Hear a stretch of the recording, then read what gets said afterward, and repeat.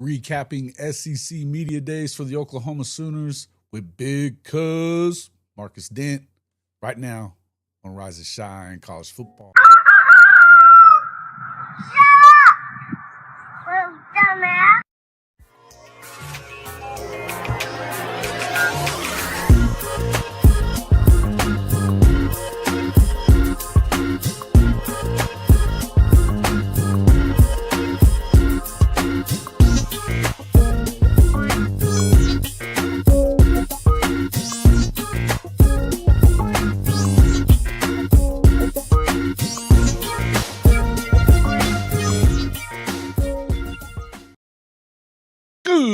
Good morning. Welcome back to Rise and Shine College Football.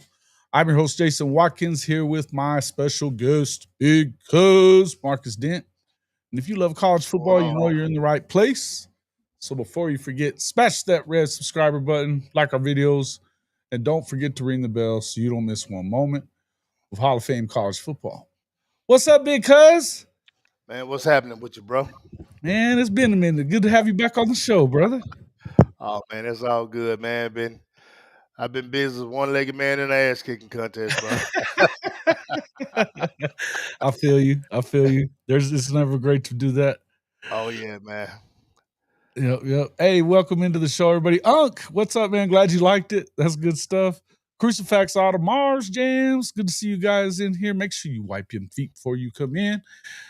And hey, yeah, gonna talk a little bit about. We can get into some of that. All the love for Arch Manning. The never-ending glazing of Arch Manning, who hasn't really done shit yet, but I think he is going to be a good player either way. Yeah. But I'll tell you, I saw towards the end of the week, the more went on, you heard a lot of those people that were there that were super impressed with another quarterback named John Mateer. Yeah. So it's a big deal at SEC Media Days this week. Obviously, we're getting ever closer to college football. I believe we're at 43 days. Something like that. Close. We're real close right now. Getting there. So we're excited. It is a feel-good Friday, but we will slander whoever the hell we want to, just so we understand each other. But man, there's not really much to slander on Arch, man. Just to be honest with you, I mean, he's a good kid, man. So he is. He's a Manning, dude. I mean, I don't even hate the Mannings. I don't. So I ain't that guy. But he is a Longhorn, so he will get the requisite level of shit talk towards him. It's just kind of how it has to be. You know what I mean? Definitely. But anyway, welcome back to the show, though. Good to see you. As I said, hey, there's a lot of stuff that went on this week. I was impressed with a lot of things about Media Days for Oklahoma. I was impressed with a lot of the. It was a little different. It's a little different. I think last year was different, certainly because Nick Saban was there, but he wasn't there. I mean, he wasn't there as the coach, but I didn't see him this week. He wasn't at Media Days. I didn't see him.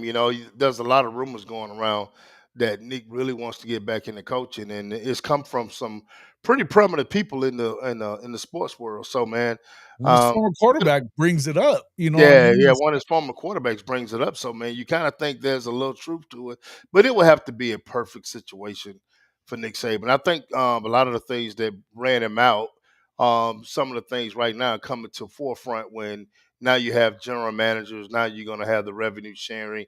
A lot of those things wasn't in place when Nick got out, and he didn't see some of these things coming as quick as they have came.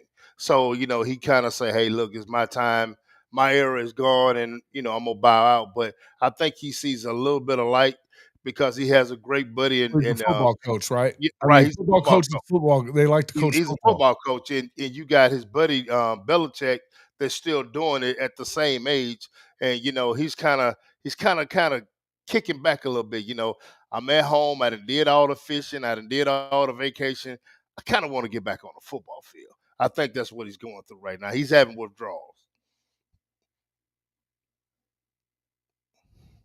Can't hear you. I thought BV was fine. Benji says, I like how he took responsibility for last year with JA, didn't pass the buck. Yeah, I mean, you kinda have to do that. You kinda have to do that if you're I mean, there's a lot of coaches that don't.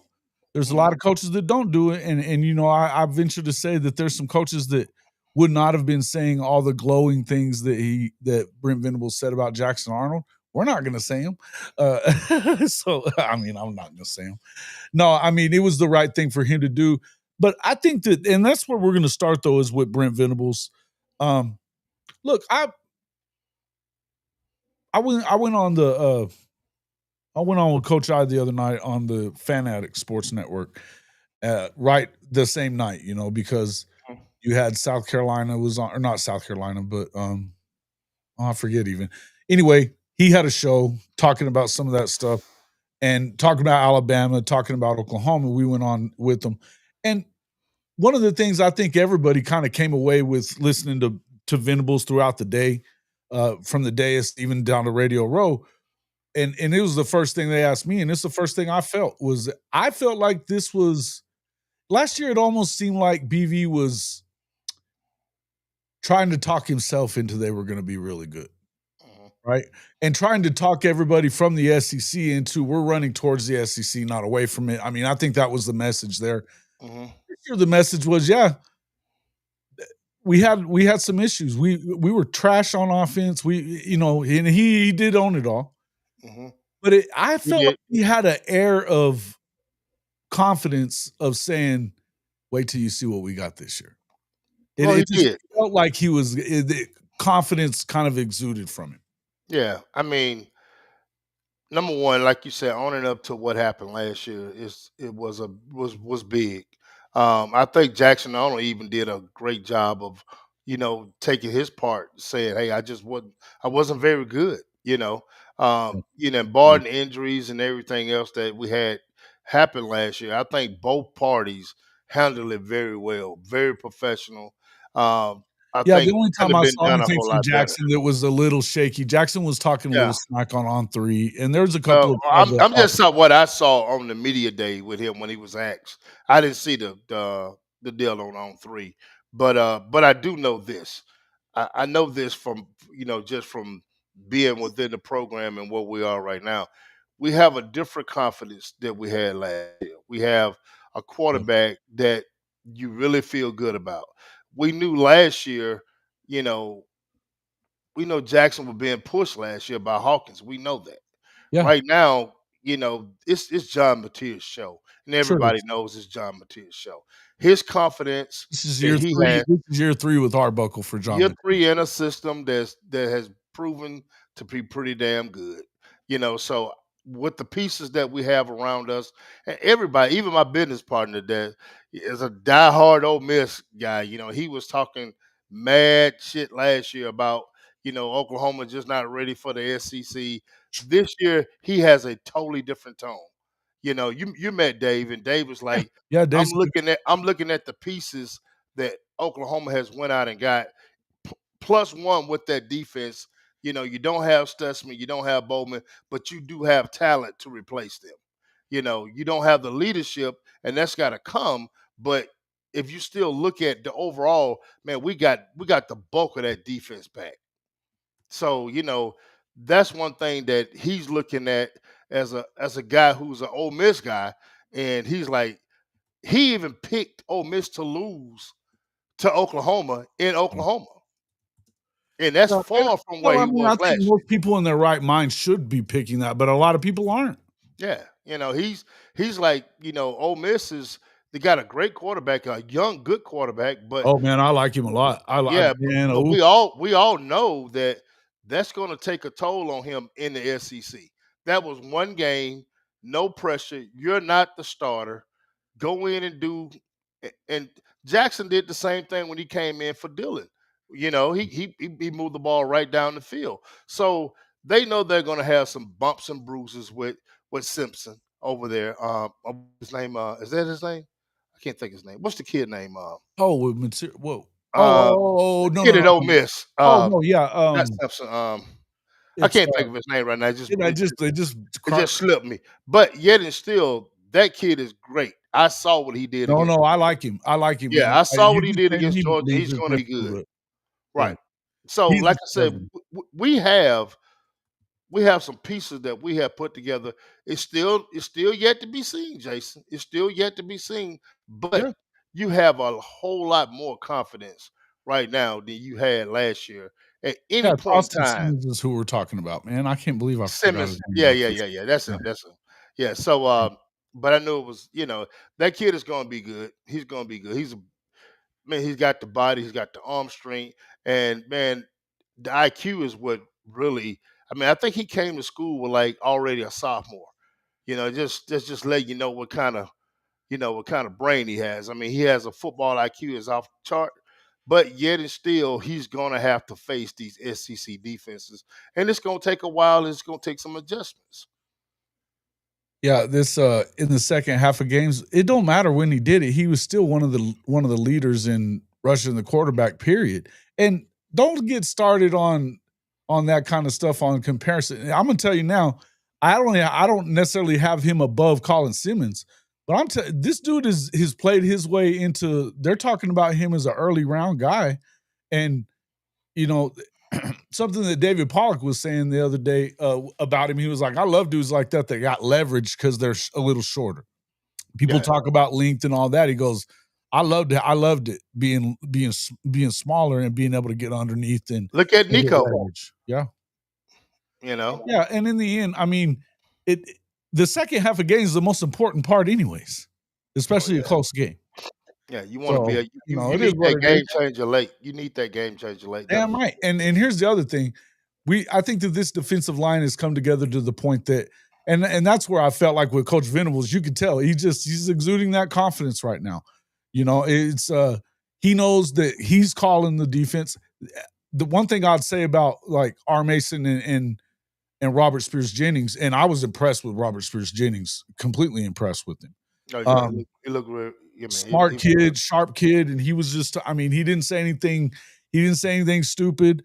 He didn't, he wasn't there to poke no bears or none of that kind of stuff. He was just there to do his thing. But he talked about Coach Venables and they both kind of did, talking about it's kind of the same. He's always been involved, but it's been seamless. We know what we're going to bring to the table. He calls different things. I mean, one game plan may be completely different from the week before. And, he's the best at what he does. They're excited about it too. So with him exuding this confidence, it feels like so is his players as well, right?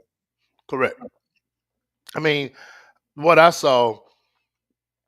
I mean, I take the interview from R. Mason Thomas, man. I mean, he was really dialed in, and man, and he's gotten bigger, man. I mean, his shoulders was like, I'm like, okay. I mean, these guys have put in a lot of work in the off seasons, and they know what's on the line, man. They know exactly what's on the line. Um, they're gonna be strong. He's one of the leaders on their defense, in the locker room, and that defense is gonna be it's as good as the offense I feel like they can be. I still think the defense is gonna carry us through those first 3 or 4 games. Sure. Well, I mean, you figure you got to get after. Well, I think they're going to carry you through a lot. I feel like there's a lot of the last time Oklahoma had a really good defense. I mean, this is the beauty of it is that they're going to give you. I mean, they've been one of the leaders in turnovers for defenses for the last two seasons. I mean, they were right up there at the top this year in the top five, and so they're going to definitely. Venables defenses have always been really they like to capitalize on your mistakes, and they're going to make you make mistakes. They Gonna like make to you turn the think. ball. Gonna make you think too. Oh yeah, and Yeah. so I feel like with I think things could easily, look, it's not an easy schedule. There's two things about it. It's definitely not an easy schedule. They did acknowledge that. I think that Material was talking about what a big test the Michigan game is going to be. Um, But Jason, can I'm gonna say this right here. Everybody talk about the schedule. yeah, And last year it was tough, but I don't think Missouri is gonna be what Missouri was. I don't yeah, think Ole Miss is gonna be what Ole Miss was. correct. So those are two teams that we should have won those ball games last year. Absolutely. So I mean, yeah, I said we got a tough schedule, but I don't believe it's as tough. It's the same teams, but I don't believe the schedule is as tough as it was last year. Well, it's just I think it's they talk about in the SEC, it's the culmination of it all. I mean, the games that you got, I mean, the last 7 games, you don't really get a breather, and I think No, that you they're don't get gonna a be break. tough. I think you can win all of them. I think there's every team on that last 7 you could beat. Now, that doesn't mean that they are. I mean, I'm saying that they are, but I think every one of those games are, they have the talent and everything else to go out there and win that game. They got to do their thing and play right. Going on the road is going to be tough. You got to go on the road to South Carolina. That is a daytime game, which makes me feel a little better about playing at the Willie B. Then Mhm. you've got Tennessee at nighttime. Look, I don't think that But Tennessee's anywhere close to what it was that's last year. exactly what I'm saying. So that's 3 teams. That's Yeah. 3 teams that we feel like is But the not as thing good is as they with were that, last year, and we're a lot better than we were last year. but the thing is, okay, so you come off of the Texas game. Hopefully you're at 6-0 at that point, but then you go on the road to South Carolina. Then you've got uh who is it? Ole Miss right after that That's at at home. home. Then you're on the road to Tennessee, followed by on the road to Alabama. Of course, there's a bye week in between there. Mhm. But it's just that I'm talking about it's the succession of these games. After Mhm. that, home to Mizzou, followed up with the final, the opener, obviously LSU at home. Look, I'm just saying the stretch of them. I feel like you're probably going to run into something there that's going to, I mean, I wouldn't say I expect a win when you go into Tuscaloosa. You know Right. what I mean? I It's gonna be wouldn't a say hard that ball game. it's a tough one. I mean, It's gonna be a hard nobody. ball game. Yeah, hell yeah. And I think that they're the best team in the conference coming in. You know what I mean? Them and LSU both. I just think that they're really, really good. So I think that the schedule, is it as tough as it was last year? Not necessarily, right? I agree with what you're saying. You've got all but 2 quarterbacks that you're going to face in the SEC are first year starters. That's nice to see. And so I would just say, when it comes to that kind of stuff, I get what you're saying. It's not quite as tough. But that, I think the Austin Simmons might be a little bit better passer than what you had in, Mhm. with Ole Miss. I wouldn't. That's one of those games that they seem to think they have the best receiving core they've had in a while, though. But they gotta It's come gonna test your they defense, gotta come right? to the Palace. True. They gotta come True. to the Palace. Same thing, I kinda went back and kinda analyzed, the LSU deal, and then I know LSU is gonna be a good football team. They got a lot of pieces coming back. They got a lot of depth in on their roster. But that's a LSU team that's never been to the Palace. True. Never Yeah, been to the I'm Palace. They've never never have. played in the Palace. Auburn hasn't either. And so You it's know, gonna if if the Palace is packed and the Palace is rocking, it's Mhm. gonna be some knocking going on. I mean, I'm Well, and you just said it being honest before, with they're you. hitters, man. They're all hitters. They like to Right. hit. They So, like to bring it. and Yeah, with that crowd at night, the LSU game, I'm praying it's at night. it'll If be a nighttime game. Yeah, if that game at night Unless with the unless Palace packed, uh, unless either one of the teams are just not good at all, right, then maybe not. But right. it's If that we it's get that if we Thanksgiving get time that of year, game so it could be anyway because of they're gonna have games staggered from Thanksgiving on anyway. So you might see it become one either way. But I think if I mean, if a playoff spot's on the line, it'll be at nighttime, and I oh, think it's gonna be a nighttime game anyway. and like I said, man, that's some things that people really have to look at. You got some you got some teams making a trip to Norman, Oklahoma for the first time. True, You know, true. and it's gonna be. I mean, that experience. I mean, that you played in other stadiums, but to play in that stadium at nighttime or when that stadium is packed and it's loud. You think about the Tennessee game. Yeah, Brother, it was it we lost the Tennessee game, but look how poorly we played. And we they sti- and wouldn't have if it wasn't about the crowd for freaking sure. I mean, Right, I was there and I'm telling you, I was crowd down did their low part. The crowd did their part. more than enough. If we get the ball back inside 10 and we can't score, come on, man. That's I not mean, gonna yeah, happen. you You had know, it in the first half where I mean, you turned the ball over immediately, but we've been talking about that lately a lot. right.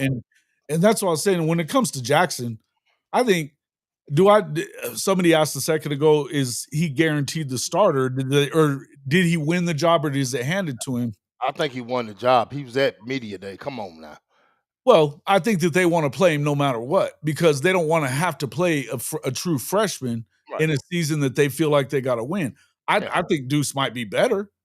And here's the thing we do know. If he's pushing from behind, Jackson's liable to come apart. So, look, it is what it is. I would tell you that we've seen what happens when he has somebody barking at his heels, right? Well, here's the deal too.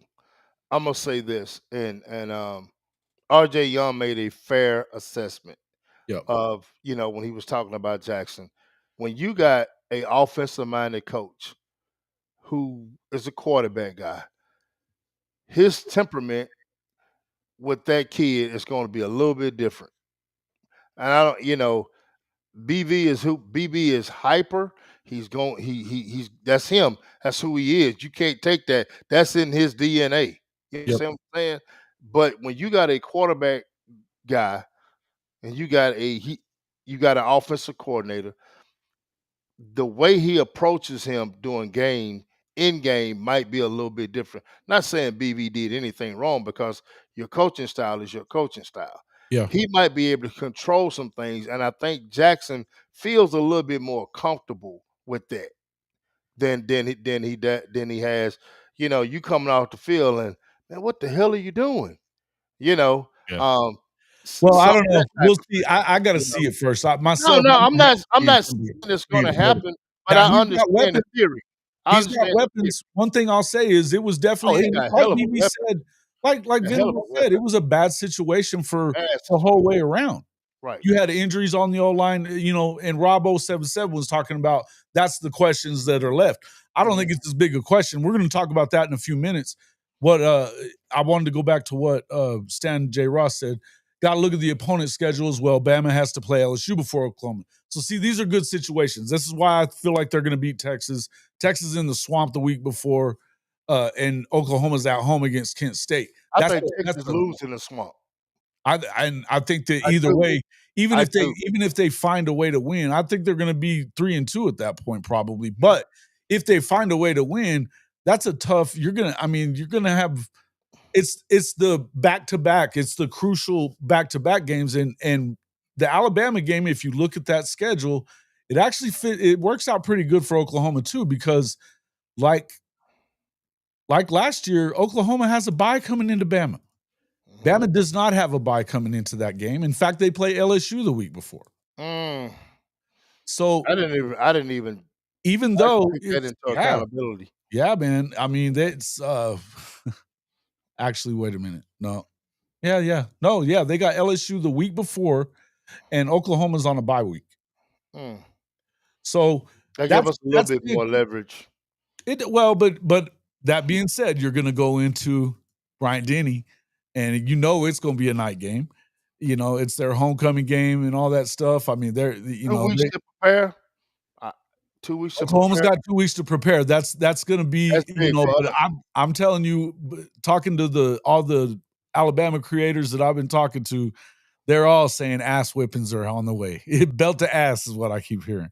So we'll see what happens. But Sometimes I you can be think a little bit too overconfident when it comes to that. So we'll see. I love it. I love it when they are, but that's the thing. Well, Alabama fans, they're brimming with confidence, man. They've been winning for a long time. You know what I mean? It's just they just believe in what it is. So we'll see how it goes. But welcome into the show, Comanche Sooner Fence Post, Stan J. Ross, Zofix, Kobe, Eho the Simp,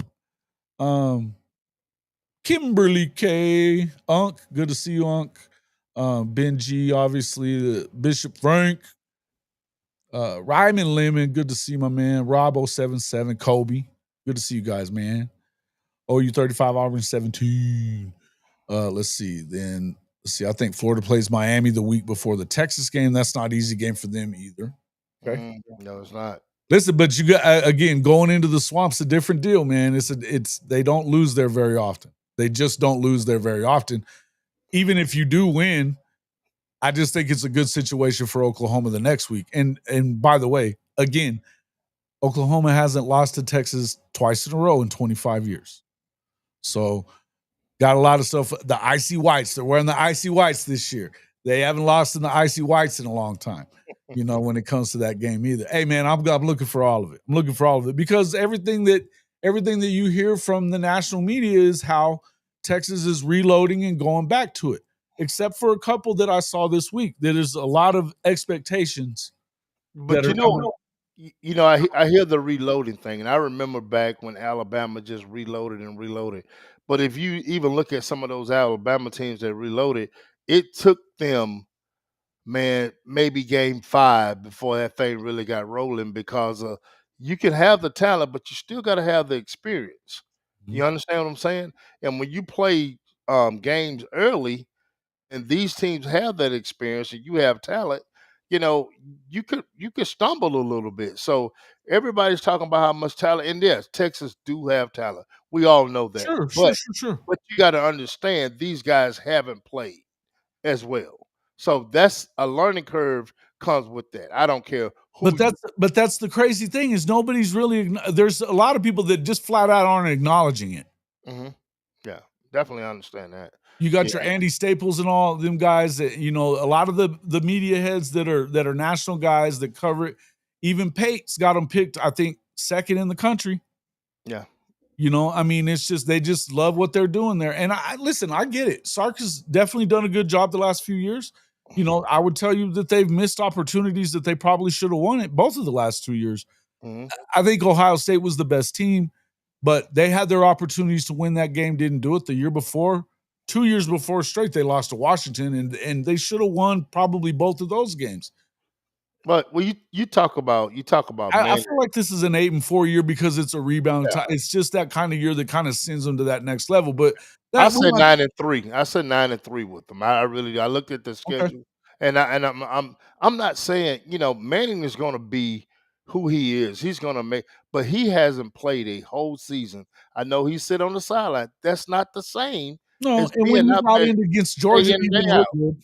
Right? He did. He really didn't. Really did not look good. He did. So I mean, um, you look at his last high school game. I think he didn't really do really well in that last high school game. Go back and look at the numbers, but you got to realize he's going to be who he is because his preparation and who he has been around his whole entire life. But it's not going to be an instant deal where he's just going to show up and I'm on the field, so we're going to win because I'm on the field. And that's what Texas fans, they feel like he's on the field, they're going to win. Yeah. It's not. Yeah. That's Well, not. it's I haven't seen somebody was saying that they didn't see the same type of hype as what it was. It was a Florida fan, so he was like, I may be biased, but I don't see the same hype for him as there was for Tebow. I think it's exactly the same. Except Yeah. for Tebow had gotten, they had won the national championship the year before with Chris Leak. Mhm. So it, And and Tebow had some he had a practices, so bit part in that. He yeah, was doing the Tebow, he was doing the, running at the goal line, doing a lot of that kind of stuff. jump pass, yeah, yeah. The jump pass. I mean, but the recruitment for him, it was very similar to Mhm. what I mean. I don't think that Arch wanted to go to Texas. Pretty much, it felt like it was pretty well known that he was going to go to Texas, but Mm. it wasn't the same kind of recruiting stuff. But the hype has been very similar. It feels like, and look, I just don't know that. I don't know that that's what you're going to get. I think that if he was that good, he'd have probably beaten out Quinn last year because Quinn was hurt and they still played him an awful lot, even though he was supposedly hurt, Yeah. you know, Quinn messed up, man. He should have went the year before to the NFL he and should have, made a or he lot should and have made a waited lot. one more year. Yeah, he coulda made a lot of money. But I'm gonna say this, Texas, we know they got a lot of money. They just stole a 5-star out of Georgia, and that doesn't happen a lot. They stole Tyler Atkinson out of Georgia, and so yes, they got talent and they're stacking talent. And when the last time you seen Georgia lose a 5-star? It's been a long time, bro. And so we understand what Texas have, but those same kids actually have to have some experience. And the thing about playing in the SEC, week 2 could be very detrimental to you in the SEC. You don't every weekend you got to play. I hear people talk about Mississippi State, who didn't win a game last year in the SEC, trust me, they're going to be a whole lot better. They're Yep. going to be a whole lot better. The offense still put up points last year. The defense was terrible, but they went out and got some pieces on the offensive line, and that's part of being in the SEC. If Vanderbilt can put together a team to be competitive in the SEC, Mississippi State can too. So every week in and week out, you gotta eat your Wheaties. Hey, Point David, blank. you can talk all the crap about last year that you want to. It ain't last year anymore. You don't have the same team as last year, neither does Oklahoma. That's correct. You can talk your shit all you want to, but last year don't mean shit. Last year don't mean shit. Now that's gone. That's just like talking about something that happened in 2015. Same difference. Yeah. They don't lose too many of those dudes on the defensive line, though. You know that. And they've lost a couple of them in the last 2 years, is what he's talking about. You think Texas hang on to that talent if they go 8-4, 7-5? We'll see. We'll see what happens with the recruiting, man. I mean, here's the one thing. We can kind of get into all this other stuff. Dude, Castor Troy, quit glazing Michigan in here. What are you doing? You supposedly an OU fan. All I've seen you do on every channel you go on is glaze Sharon Moore and Michigan. I guess What he's a the hell? Sharon They Moore. ain't gonna He's do a shit. Sharon Moore fan, I guess. He is. I'm a Sharon Moore fan. He's an Oklahoma guy.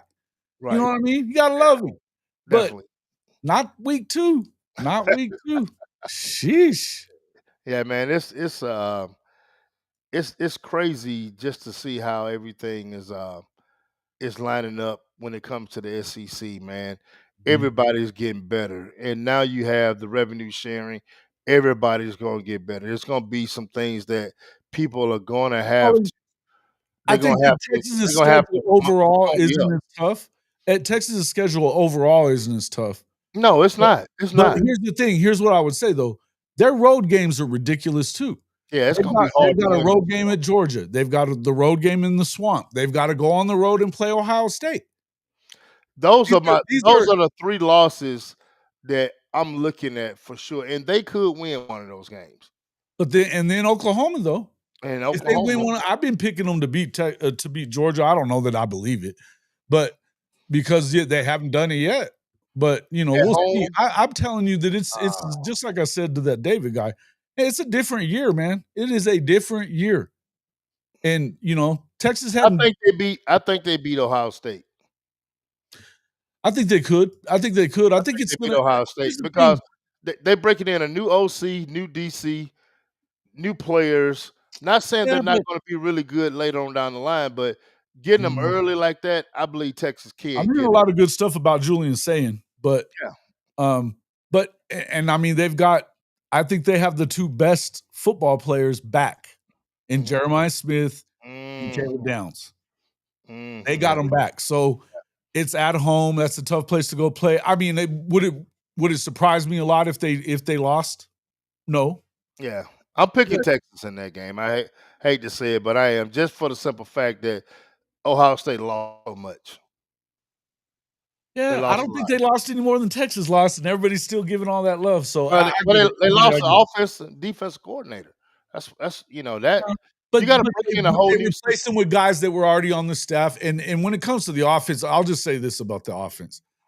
The offense ain't changing any.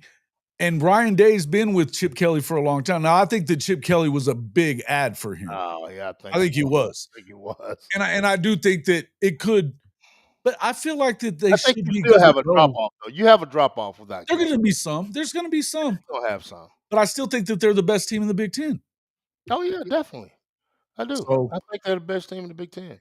yeah. Everybody want to hype Penn I State. like Dante Moore. I like Dante Moore and Oregon. Oh, well before I get to Penn State, I'm taking Ohio State and Oregon. Penn State just can't get out of their own way, man. Hell no.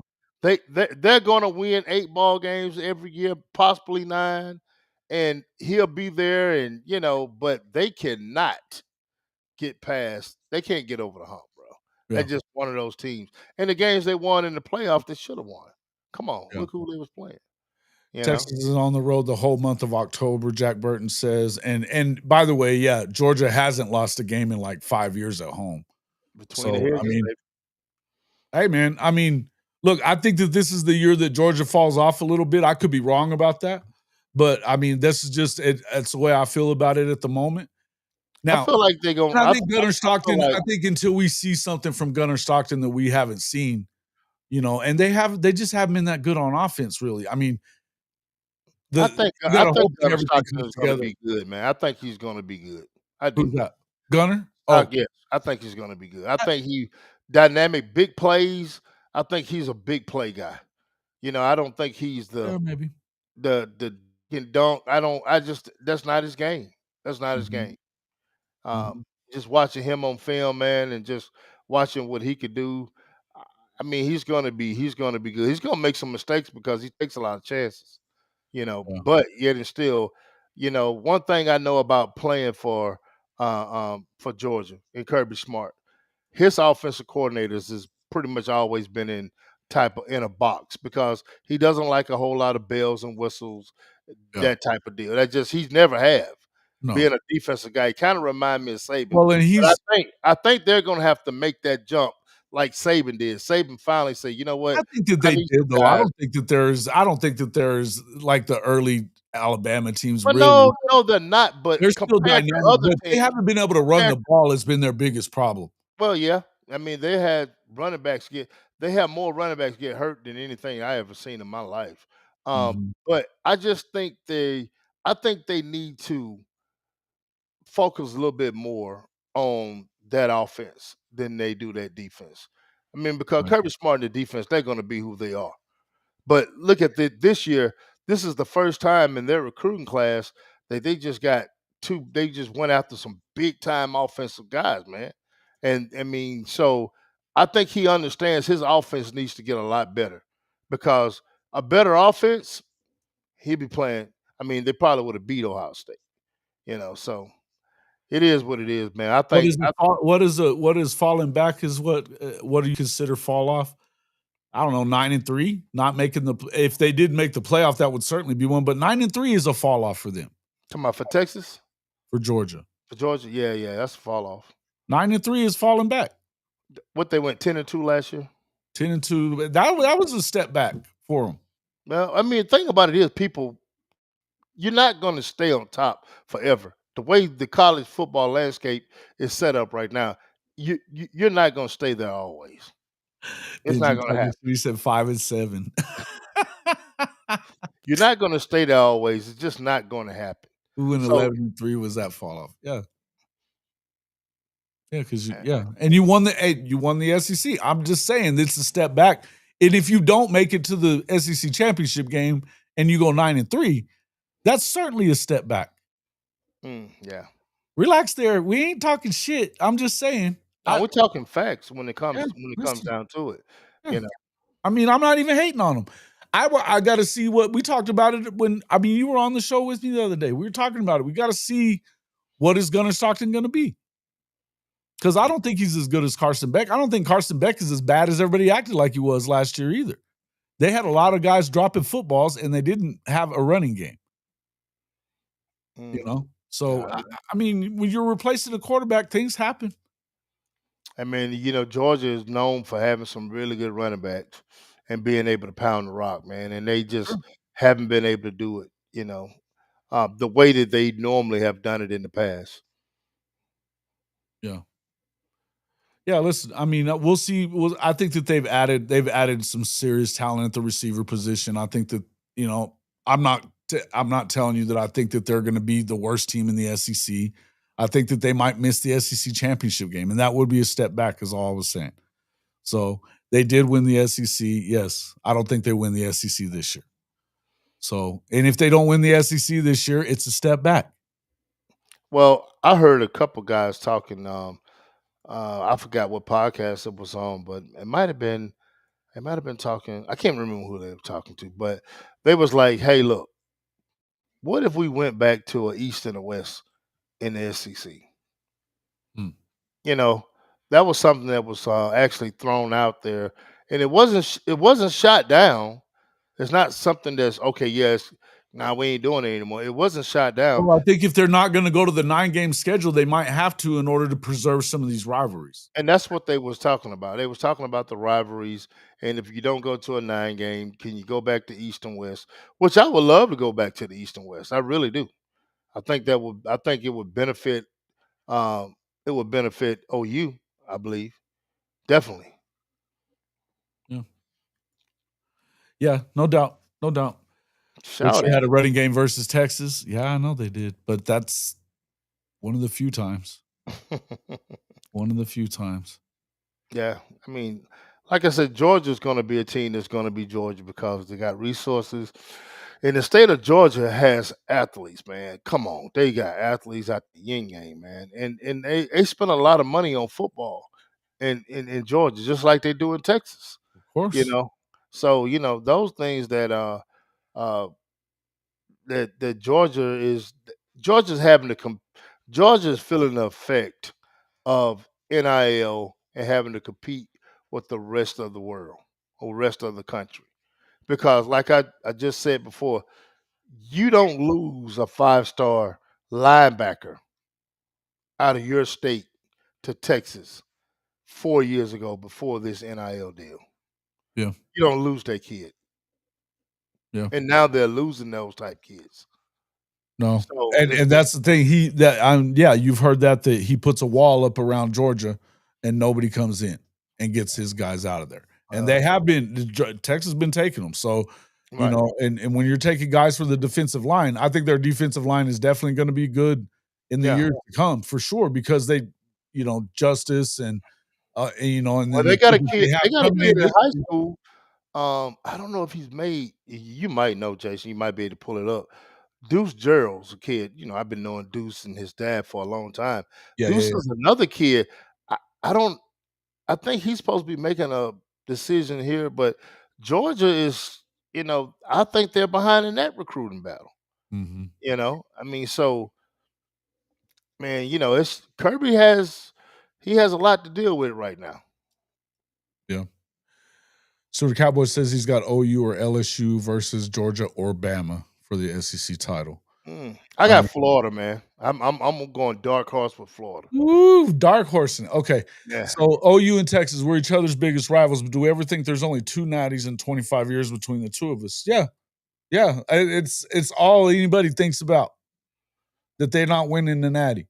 And it's listen, that's what I'm telling you. I'm not ready to sit here and pick Oklahoma to go win a national championship this year. I think if they get in the playoff, nobody wants to play them No. because that'll mean that they've gone through a gauntlet of, And they've especially been that really last good. 7 weeks is going to be ridiculous, Yes. and they will be battle tested from the last 2 seasons.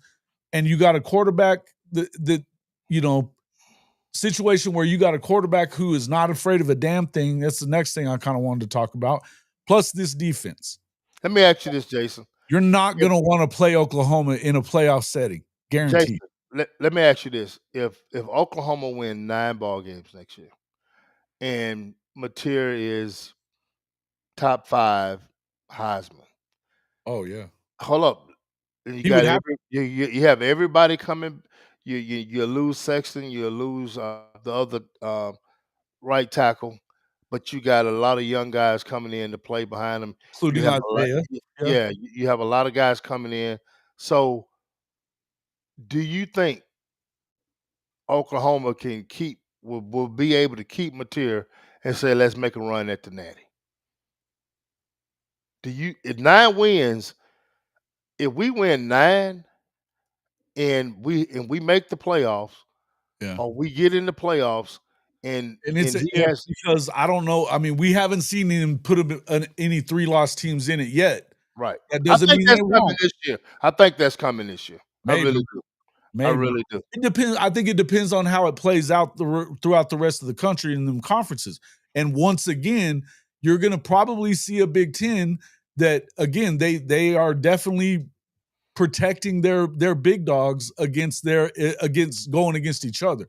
They want to make sure they have a bunch of teams that don't have any more than 2 losses so that they're getting all that in there. And I'm gonna What tell you're you a not team going to that get can from sneak the in. SEC is that. What you're not going to get from the SEC is that. You're not gonna get that. I'm gonna tell you the Indiana of the Big Ten this year is gonna be Illinois. Yeah, I know everybody's excited about Illinois. They're gonna they returned the whole entire offensive line. Nobody Well, left. listen, one thing I'll say about I mean, come on, man. This guy, he's been a winner. Brett Bielema has always won football games, man, Right. no That's matter what where he's been. I'm No not matter saying where they're he's gonna be. But I'm just saying they're a team with their schedule. If they mess around and beat an Oregon team, who I think is not gonna be that good, but if they mess around and beat one of those teams or upset one of those teams, they can sneak in the playoffs. Oh, they probably will. Yeah, Right. until they beat Michigan. Until they, I I mean, all year until they beat Michigan, they didn't have a win over a 500 or better team. do you think the committee looks at what like, hey, we put Well, Boise I in, think we that had those in, and they just lobbying is right. I mean, Mhm.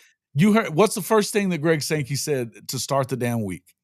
He went to talking about that shit and about why would we schedule if strength of schedule doesn't matter as much as wins and losses do, then no way we should add 9 losses to the end of it because you will. and So that's it hurts your conference. And the people that are saying the silly shit about you got to go to a 9 part of it. Mhm. And I understand that. And I am a 9 I want to see the 9 games. I do. But I would tell you that I agree that until you have something, a piece of an algorithm or something that they use it and that they're taking that into consideration more so than they are just wins and losses, then they're not going to go to 9. Yeah, Nor definitely. should they. Well, I know Sankey does not want that the way it's set up right now because ESPN wants it. They want to do it, but they're not going to do it for free, and they're not going to do it. They're not going to do it if it's going to kill their playoffs well, team. do it if you give them 4 teams. They'll do it if you give them 4 teams automatic. They'll do it then. Yeah. But you're gonna have to give something to get that. Bad part going east and west is that many teams won't play each other. Exactly. They won't. And it's not the ideal situation. I don't think that the SEC is saying it's the ideal situation. They're Well, saying they're not going to matter enough in the selection of these teams for the playoff to a 9-team, 16-team playoff either. We'll stay right here at 12. well, eventually you do kind of play everybody. It just doesn't come around as quick as it does when you're playing the schedule like you're playing it right now. But there are interchangeable ways that you do get a chance to play everybody in the SEC. That's the way it was before. So I understand what you're saying. It doesn't come around as quick, but you still get a chance to play everybody eventually. Yeah. Yeah. Well, listen, I mean, it's going to be what it is. But look, anyway, though, what we were talking about either way is that I think that, people are asking here, well, most people have Texas, Georgia, Alabama, LSU as the top 4 teams in the SEC. Do you see each of these teams as being better than they were in 24? I think Alabama's better than they were in 24. I think that no matter who their quarterback is, they're going to be better because they can all throw. They got 3 guys that could get it around. I think that they're loaded on the offensive line. I think they're loaded in the receiver room. I like Jeremy Bernard as much as anybody. And I think that their defense is one of the best defenses in the conference. I think they're going to be fine. I think they're going to be good. Georgia and Texas are in on reputation. LSU is speculating that Garrett Nussmeier is going to be better and their defense will finally be good enough. I don't know that you can just necessarily believe that right away. Well, I'm gonna tell you this, man. That defense got to come a long way, bro. I know the offenses. I think will be fine. You think about that game we played them. Our defense put us in situations where we were able to actually take a lead at one point in time. But if we had just a little bit of offense against LSU, with the way our defense was playing, that game is totally different. Whether we win it or not, it's a lot closer game at the end of the year. Their defense hasn't been good. Shit, what in the last 3-4 years? They haven't been good, man. So that's something with LSU. Everybody talk about LSU until that defense steps up, until they make some major changes on that defense, until I see somebody on that defense, that's going to be their Achilles heel. They're going to try to outscore everybody. Mm-hmm. Yeah. And that's it with them. Well, and we'll see what happens. I mean, I think that I love their offense and what they got, but I mean, yeah, until you see their defense step up. I mean, we were talking about this on that show the other day. Mhm. Do you really believe in LSU? A lot of people don't. I think that I got to tell you, I think we may have lost because no, we didn't. I think that you probably better make the playoff this year if you're Brian Kelly. Correct. I think you better. I think that we've talked about the culture is he doesn't really fit their culture down there anyway. It's not like they need him in order to recruit well.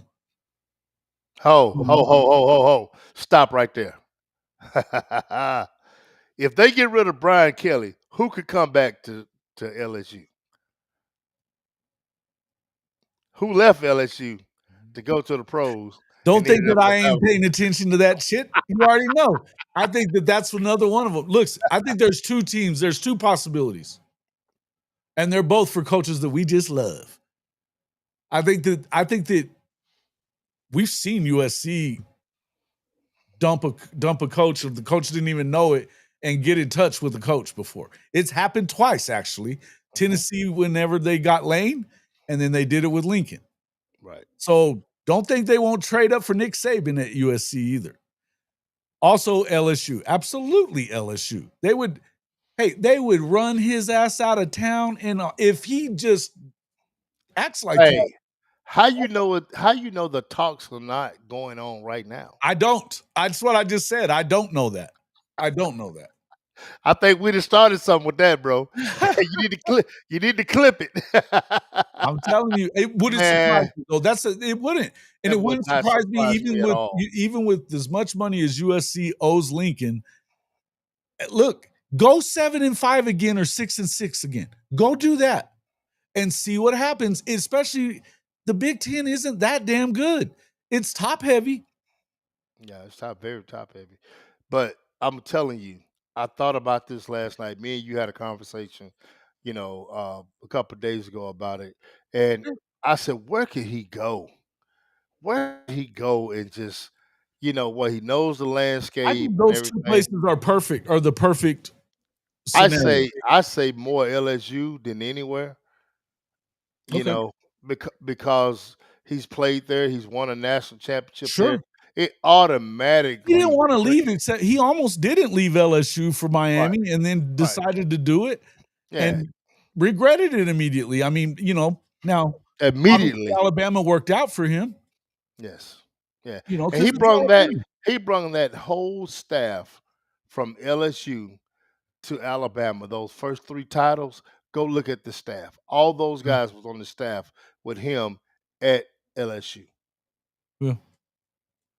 Oregon's already down a wide receiver. Yeah, but they got the number 1 wide receiver in the country coming in. Yeah. So I mean, it's Oregon. They've got guys. They got money. They're gonna have guys. I mean, and here's what I'll tell you about. I think Dante Moore is going to be better than Dylan was. Here's why I think that. They could have went into the portal again and got another quarterback if they didn't think Dante was ready. They clearly think that he is. Yeah. And I mean, and that's something that I kind of watched Nagy talk about. Back-to-back top 5 finalists. Right. For the Heisman. This is what I want to ask you, Jason, is this right here. Kind of going off just a little bit. But when you talk about they didn't go to the portal and get a guy, when do you think it's going to come to a point of time at OU when we're going to get to the point where we don't have to use the portal as much because we've recruited well enough to have guys in the camp? I think it's always going to be a balance, but it's. But you see some schools don't use it as much, is what I'm saying. Sure. Well, and you don't use it. That's because you've stacked guys like Texas. They don't have to use the portal as much. Yeah, but they do use the portal still. They do use it, but it's still not to 5 defensive linemen in the damn spring. Well, they had to. I know. They had to. And Well, it and was it's the same thing. I think that when it came to OU, they kind of had to hit the restart button a little bit with some of the obviously the receiving core needed to be replenished and had to be. changed out a little bit. They had to add a couple of guys for depth, if nothing else. Although I think they got two really good guys on the offensive line. The guys that they went and got are monsters. You know, They got some good guys now. yeah. Definitely. So I think that it's not just depth there. They went and got guys that can play, and that's what they were really after was dudes that are going to come in. And Nagy was talking about this, and let's talk about a little bit about that. Jim Nagy talking first off, talking about what basically the fact that listen, what's going on in this recruiting class. There's been a lot of talk about it. You've been hearing all the money ball, which I think is kind of silly. Everybody's playing Moneyball when it comes to this stuff because of the fact that you do have a revenue share cap. You can only spend so much. And I think you'll see he actually alluded to a little bit of that as well on this. I'm going to go ahead and bring this up real quick. He talks about retention being important, but let's hear what he was saying about, a lot of OU fans have been on his ass. They've been on his ass, losing to the wrong people and all this stuff. Let's hear what he had to say to our friend Jay over at Locked On Sooners and Unfair Sports. Oh, my comment was misconstrued. I don't see. I didn't say we weren't recruiting 5 stars. It's not what I said.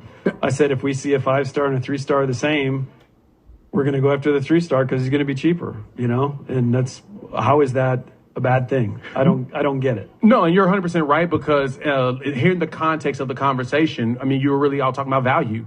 And now that we're in I guess you can't say salary cap. It's more of a revenue cap when it comes to the players. It's basically the same thing, right? But I guess terminology. Cap's a cap. Cap's a cap. That's true. Yeah. And so you're going to have levels when it comes to your players. And so with your big board, I don't want any of the trade secrets. We don't want secret sauce. But I know you mentioned about color coding. How has that been working with your coaching staff as you've been presenting players with them with those color codes? Yeah, they're just getting into the grade scale stuff. So let me get back to I don't want to use it all, but right. So he's basically saying, hey, look, first and foremost, that's not what I was saying, that we're not going to go after a 5-star. We're saying if there's a guy that's ranked a 3-star that we could get for cheaper, and we've got him graded the same as we have the 5-star graded. That's what we've been trying to say too.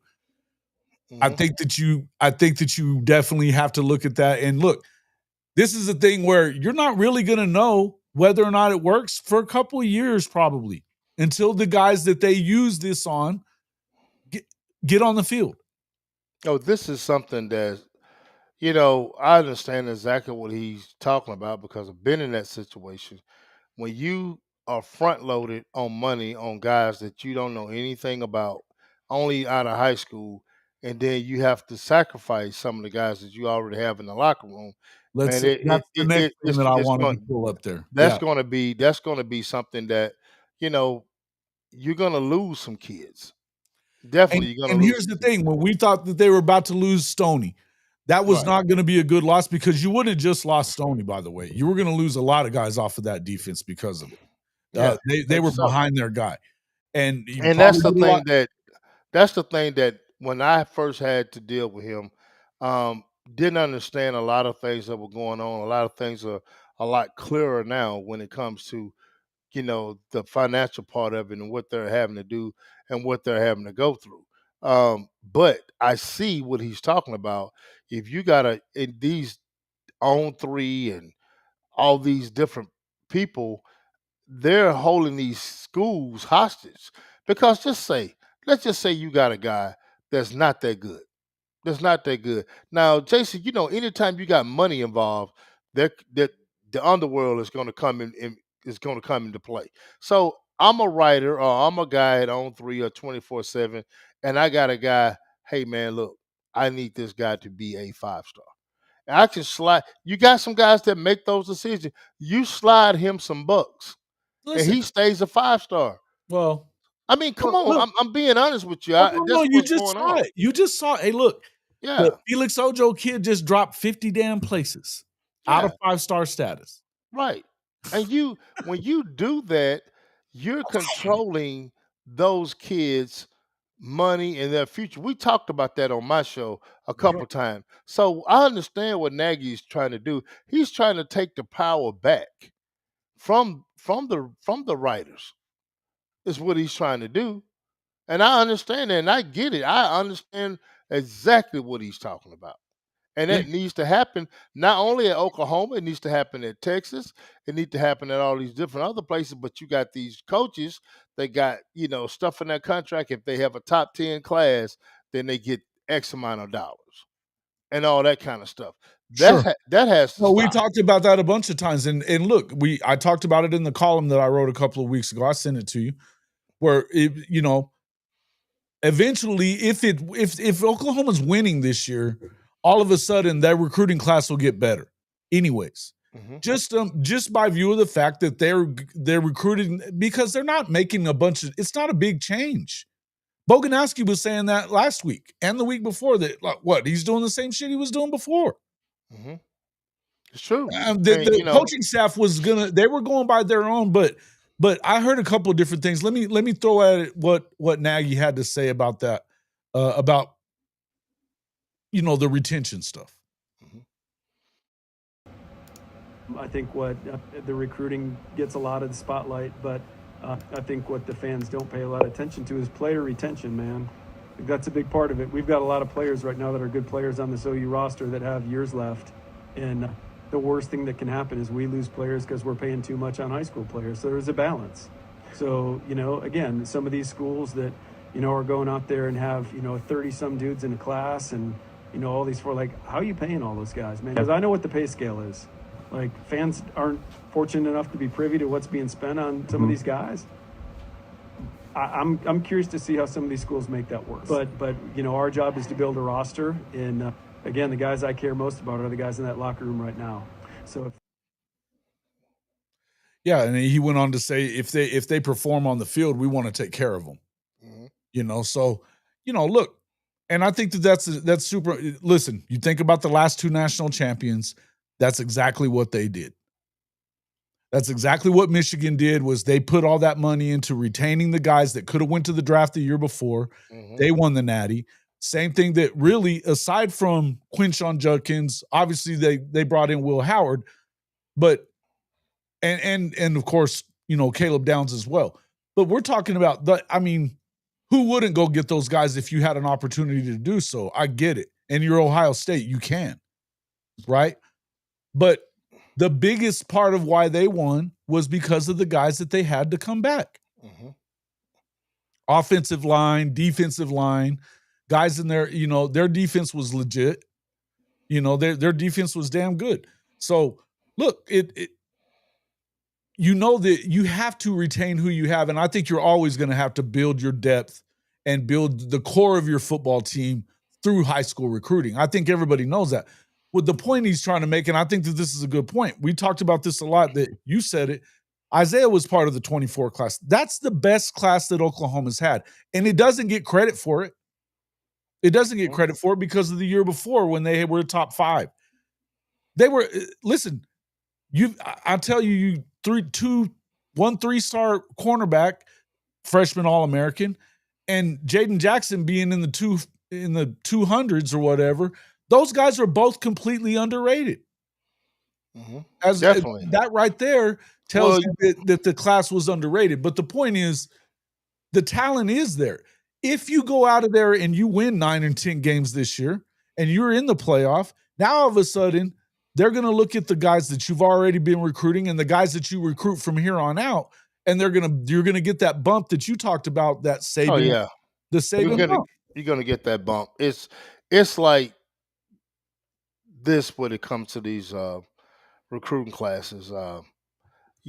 When Isaiah was a junior, his whole junior year he was a 4-star. Okay, and come up his senior year, we kind of decided, okay, OU is where we want to go. We didn't go to the rivals, big man deal. We didn't go to the Under Armour, big man deal. We skipped out on a lot of that stuff just for the simple fact we didn't see a use of going because we was already, pretty much had committed and know where we were going.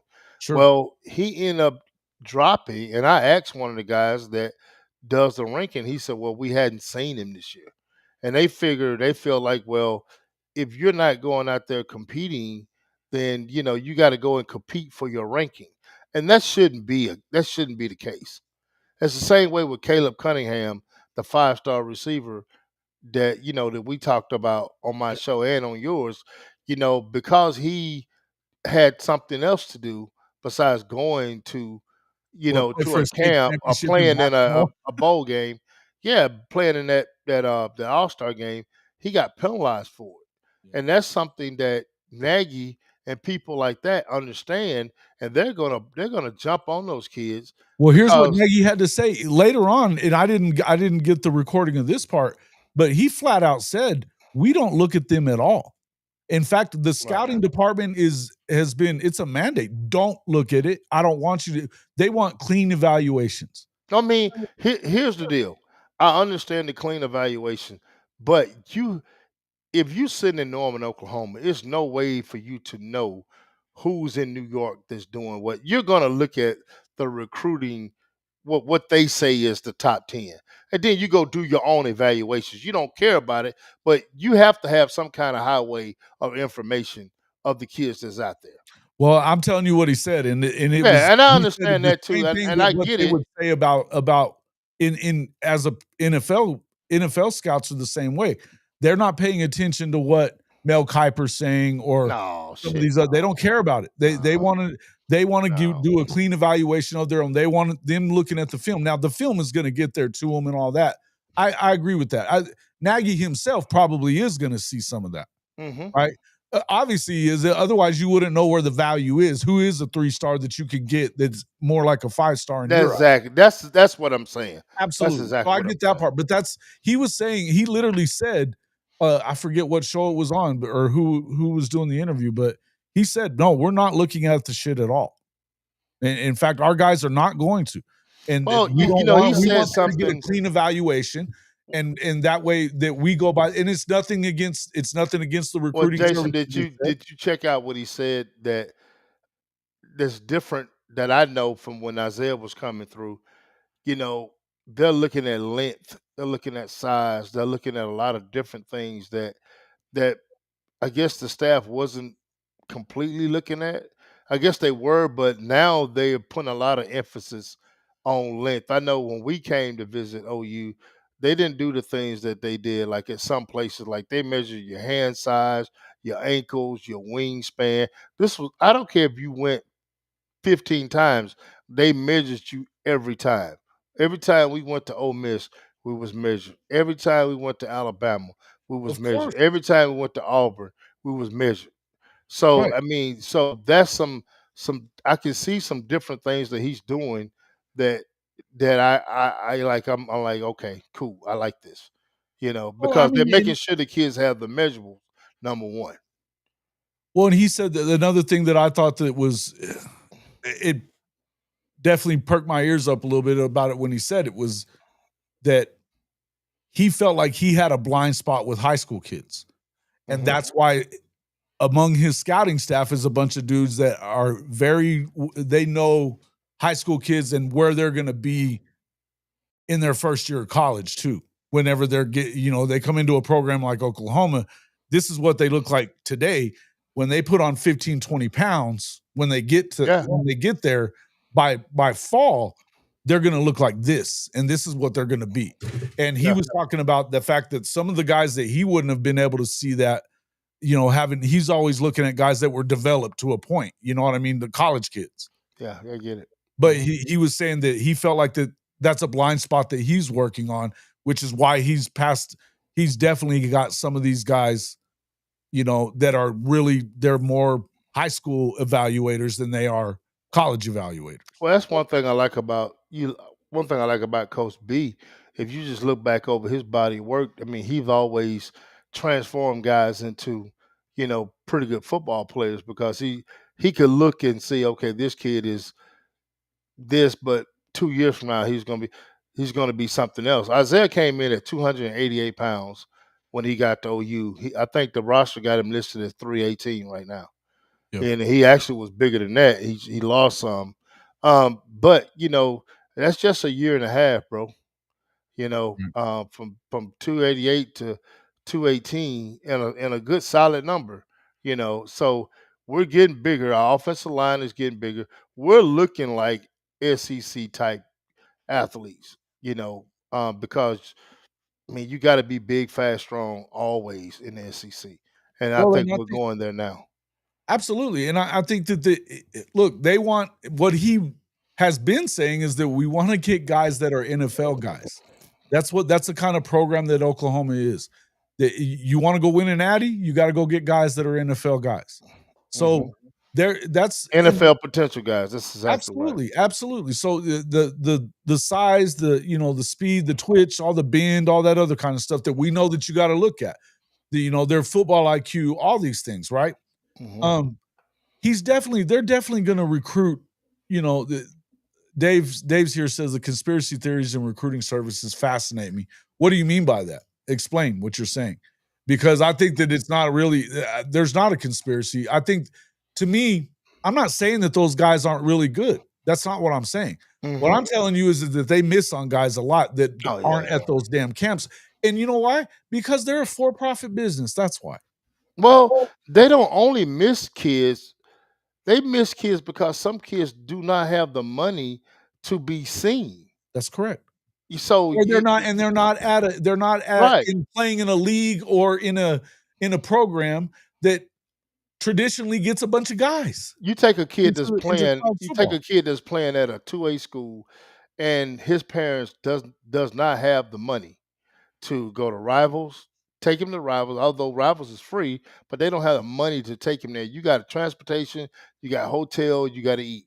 You understand what Mhm. I'm saying? Yeah, So if you don't have the money to get these kids to a certain place, and yeah, you turn that film on, and the first thing they do, man, this kid can play. So if they've never seen him, what do? Boom, slap 3 stars on him and call it a day. sure, And sure. that's what they do for those kids. Some of those kids that just cannot get to these Brian places. Harris. Brian Harris is that he's got all those measurables, but because he was in New Jersey and went down to Florida, they don't really know what to think of him yet. Right. So So he's the, a 3-star. so Exactly. what's the easiest thing to do? Slap 3 on him. Yeah. Give me 3.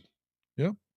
And move on about your business. Well, it's also going to sell more articles that you're writing if you're writing about a 4-star versus writing about a 3-star Right. or a 5-star. Now You know what I mean? So that what helps there that are some what helps biases that that go kid? on in this stuff. Yes, but what helps that kid, let's just say that high school kid coach knows somebody on Alabama staff. And Alabama said, you know what? I'm gonna just ride down here and see this damn kid. And they ride down and they see him work out and they say, holy hell, we're gonna offer this kid. Then boom, you have the Alabama, the what they used to call the Nick Saban effect. And then what do the writers do then? They come trickling in. Here we come. Because he didn't got an offer from Alabama. So somebody in Alabama to put eyes on him.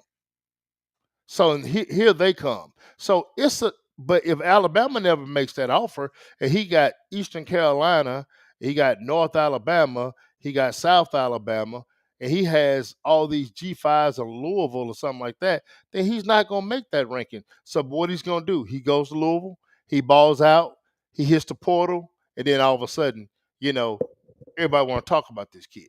But you have kids out there, is what Nagy is saying, that they're going to do some evaluation on, that maybe that kid doesn't have that. He doesn't have those offers, but he's a 3-star. He's just as good as his 5-star. Guess what, man? We're going to get him. I'm gonna tell you a perfect example. Um, there was a kid I had at my camp. He was going to Jacksonville State. And Auburn wanted this kid really bad, but they knew if they offered him, Alabama was going to look at him. So the kid was getting ready to sign with Jacksonville State 2 days before, a day before signing day. Auburn came in and offered this kid. This kid took it just like that. And Alabama was like, "Hey, man, how did we miss on this kid?" Because Yeah. Auburn kept him a secret. Can't do that anymore. But I'm just saying, that's the kind of thing that Nagy is. We see this 5-star out there. We might have a conversation with his coach. We might have a conversation with him. So look, you got to offer. We're looking at you really hard. Yeah. It's not an official Yeah, offer, they're going to whatever evaluate, situation and is. I think that You know, you're getting a lot of these comments in there that they've already, like Boganowski said last week, this is what this staff has already done. I think that the difference is now your staff can focus on development a lot more. They're going to still have to recruit, but they don't have to go and they don't have to spend as much time in the film room as they did before, right? Now you have a staff that's their job. And he's got what, 6, 7 guys? they got a lot. Yeah. So they've got dudes that are going to be pouring over film, pouring over film, pouring over film. And like some of this stuff that he's saying that they're going to do, he took it a little bit further, said he doesn't even want the staff sharing evaluations until everyone has finished their work because they could influence each other.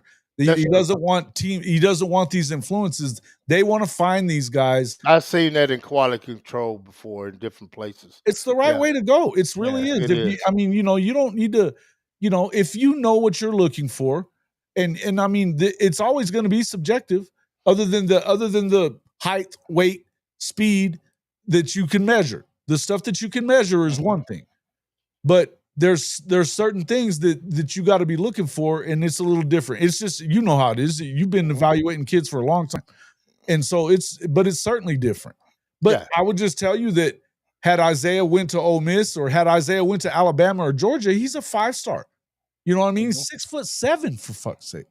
You know what I mean? It's like, I mean, those things, like, we talked about, me and him had a discussion a couple years ago when he ended up being the highest rated 3-star in on 3, 24/7. I know 24/7 on 3 and maybe even Rivals. He was 1 point from being a 4 composite, and I told him, I said, look, man, that doesn't define who you are. That doesn't define who you are as an athlete. I said, what defines you is who you are on the field, off the field, and what you put in. So I'm just gonna be honest with you. Even like right now with his situation being, having the tear and getting that fixed. Right now, he knows he has I ain't gonna say a long road because his recovery is going really well. But he knows he has to get on the field in fall camp and work. Nobody's gonna right. talk about somebody who is not there right now. And that's one thing that I know from kids, that's out there right now. Hey, man, go do what you got to do. Take care of yourself. Take Absolutely. care of yourself, man, because Absolutely. being whether you're a 3-star, 4-star, what it doesn't matter. Once you get to that university, man, everything starts over. Yep. It And doesn't and matter how and many stars you had and once your you money graduated. is gonna be evaluated every year because you got one set of money this year don't mean you're gonna get the same thing next year. And that I think that's all schools are going to that. I don't think that's just in one place. You know what I'm saying?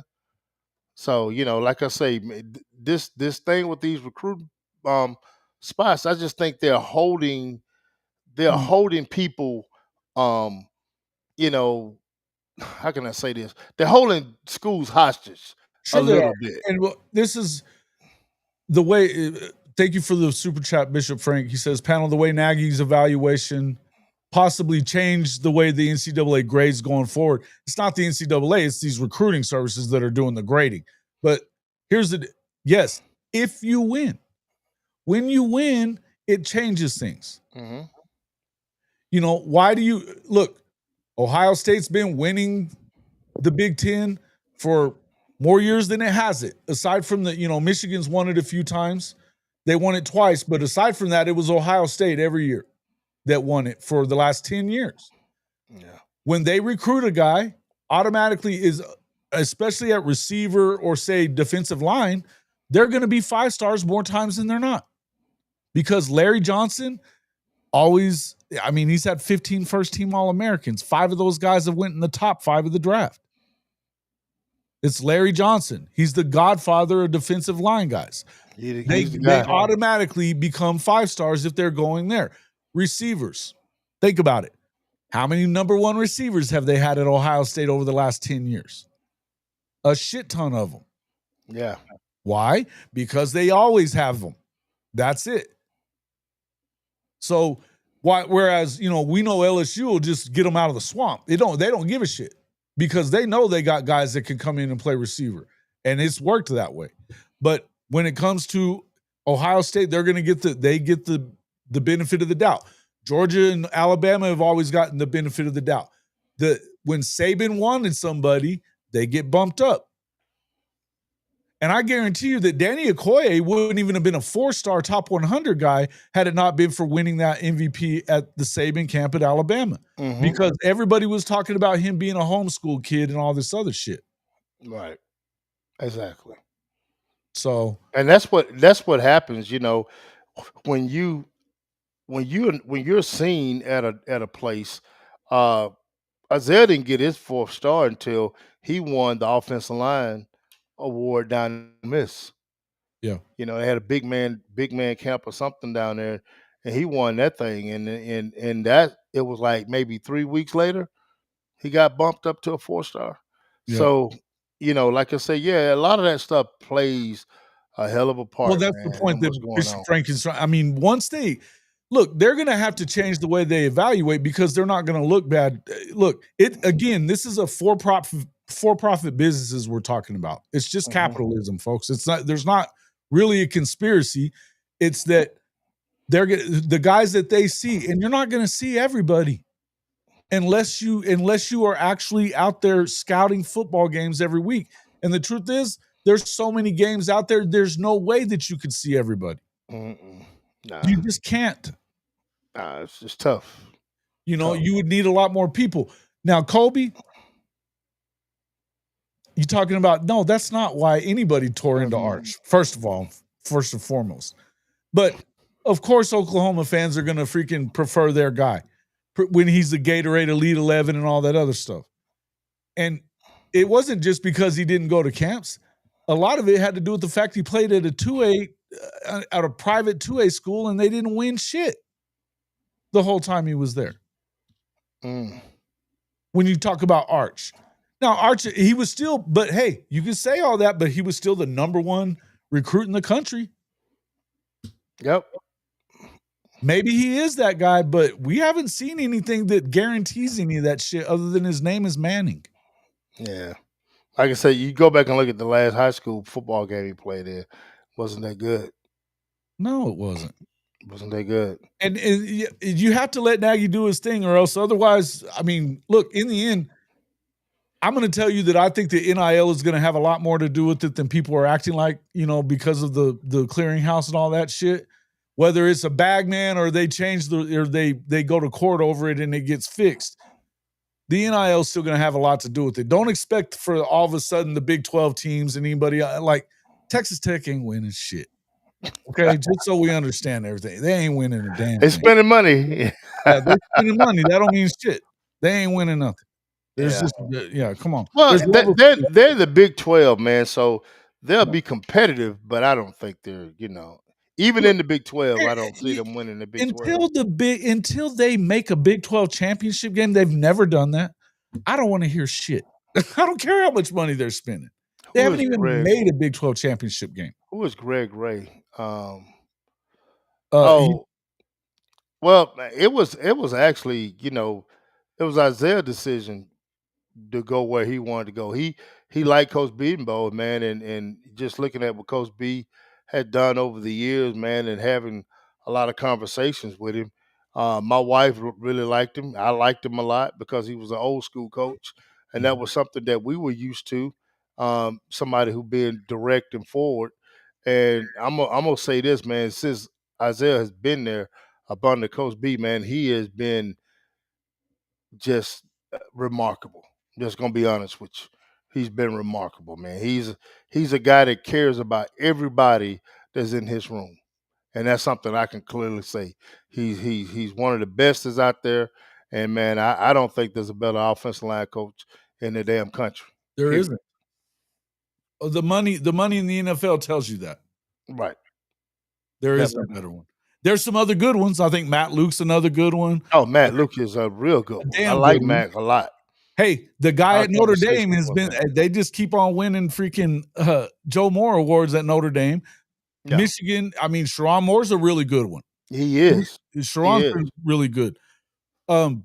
you know, and even Kyle Flood. Hey, you got to say what you got to give it to Kyle Flood. He's done a great job.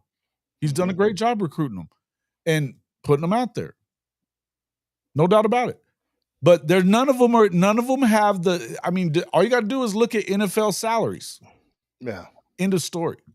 I mean, and the thing about, you know, it just all depends on, as a parent, what kind of person you really want, you know, your child being around and your child learning up under.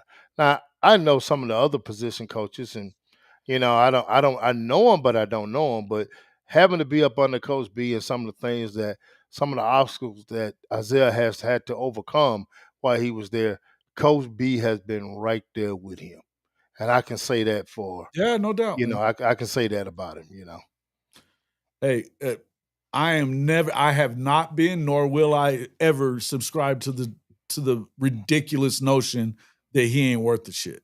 oh, that's bullshit. It's the stupidest thing I've ever heard of. And you've got, man, hey man, we all know that OU fans are as bad as anybody and worse than some. Hey, you wouldn't want to run him off. I can tell you that much. No, it'd take him about 10 minutes to get a job. Yeah, 10 minutes to get a job, and you'll catch hell holding on to some of the ones you have too. You know, it's just. Oh, and the good news is he's talking about retention, and I think that, look, the truth is and you know what? Shout out to Bishop Frank, and thank you for the super chat again, Bishop Frank. But he said it a few times lately.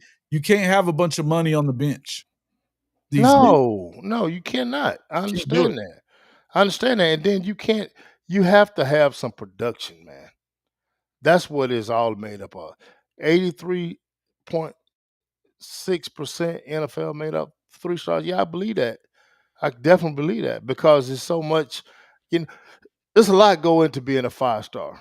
Guys, think about this. When you're a 5-star, I'm just gonna be honest with you, got everybody kissing your butt. Every team that you go to, they're kissing your butt on social media, whatever, because you're the story. They want that like, they want that retweet, they want that share, and you're gonna get that. And I'm gonna tell you another thing that you're gonna get by being a 5-star. When you go to some of these programs and you got a lot of donors that are paying money for some of these 5-stars, guess what?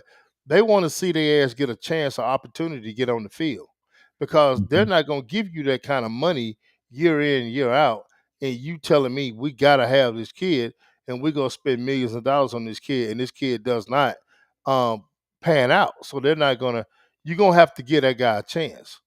You see what I'm saying? So it is what it is when it comes to these 5-stars. And I think Nagy is seeing, hey, look, I don't want to be in that umbrella where, you know, somebody is saying, hey, look, you know, we had to go pony up to help get Michael Smith. I'm just making up a name, whether it's at Texas or somewhere else. And all of a sudden, Michael Smith come in, and you got a kid that nobody really knows about, and he's out there kicking ass. You know, you got to put him on the field, and it's like, well, where's Michael Smith at? Well, this kid here's better. Well, damn, I just gave you $800,000 for that damn kid. You see what I'm saying? So it's a lot of shit that goes into what's going on inside of these programs than what you think about. It really is. It's whether you want to win. About it. There's Yes. no doubt So about you know, those things happen, man.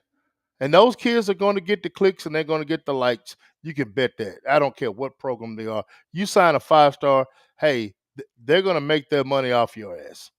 They're going to get the clicks and the likes when it comes down to it.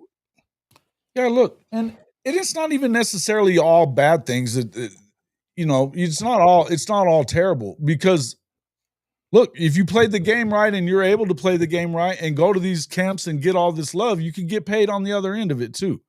So don't give me, and there's going to be, again, this is a merit-based business that we're talking about, college football. Football, period. It's a merit-based business. You either are very good at what you do evaluating, or you're not. and some coaches, I look at Jimbo flat out would just start going through the damn thing, and we want all these 5-star guys. They had the money to do it. That's what they did. They didn't care about their chemistry or anything like that. And that's why they systematically lost all those guys that they got in that monster class that they had. Yeah, because they were getting kids to be getting kids, they wasn't getting needs. Correct. If they needed defensive backs, but they had a 5-star defensive tackle they could get, they wouldn't have got the 5-star defensive tackle. Well, yeah, that big class, they had 5 of them that were 5-star guys, or 4 or 5 of them. Yeah. And another high-end top 100 guy. And those guys are not going to get to all of those sit. guys on the field at one time. And they're not going to sit. Not this day and time. They're not going to sit. If you're a 5-star and you come to a place and you don't play and they drop your money, guess what? Somebody else is going to pay you. Yeah. Somebody else is going to pay you. So you pretty much, unless you just got a kid that's just super duper, that kid is you're going to have to continue to pay that guy. At least 2 years. Yeah. The 3rd year, you might depart from him, but you're not going to depart from him in year 2. It's not going to happen. Year 3, you can say, well, he's just not panning out to be what I thought he was going to be, and we're going to move on from him. Okay, I get it. I see that. Hey, listen, and there are only 32 5-star players. There's upwards of 20 to 30,000 kids a year that come into that are eligible to play college football. Right. So those 32 guys, I mean, we're talking, it's like what, 0.25 of 1% that become 5-star guys. Correct. So it's nothing. Yeah. I mean, you just got to look at it in terms of, and the truth is they miss on more offensive line dudes than they do anybody else when it comes to 5-star guys. They miss on them more than anybody else. They miss on linebackers. Right after that. Linebackers is number 1. I think offensive line is number Offensive line is number 1. Yeah. Linebackers is right there with them, though. Right. It's like negligible, the difference, the stuff that I've seen. But anyway, a lot of these guys are going to be the point we're trying to make is when it comes to this evaluation stuff, if you're going out there and you're getting these clean evaluations and you can build, because just assuming that they're going to be able to get a handle on NIL, which they won't, but just assuming they will. If you're not doing what Jim Nagy's doing, then you're not playing the game right. Mm-hmm. You're not going to be able to build the teams that can win a national championship because if there's a salary cap and you can't blow over it, that's what they're trying to act like is the case. Then let me ask you this. So if you have a revenue sharing is topped off at a certain number.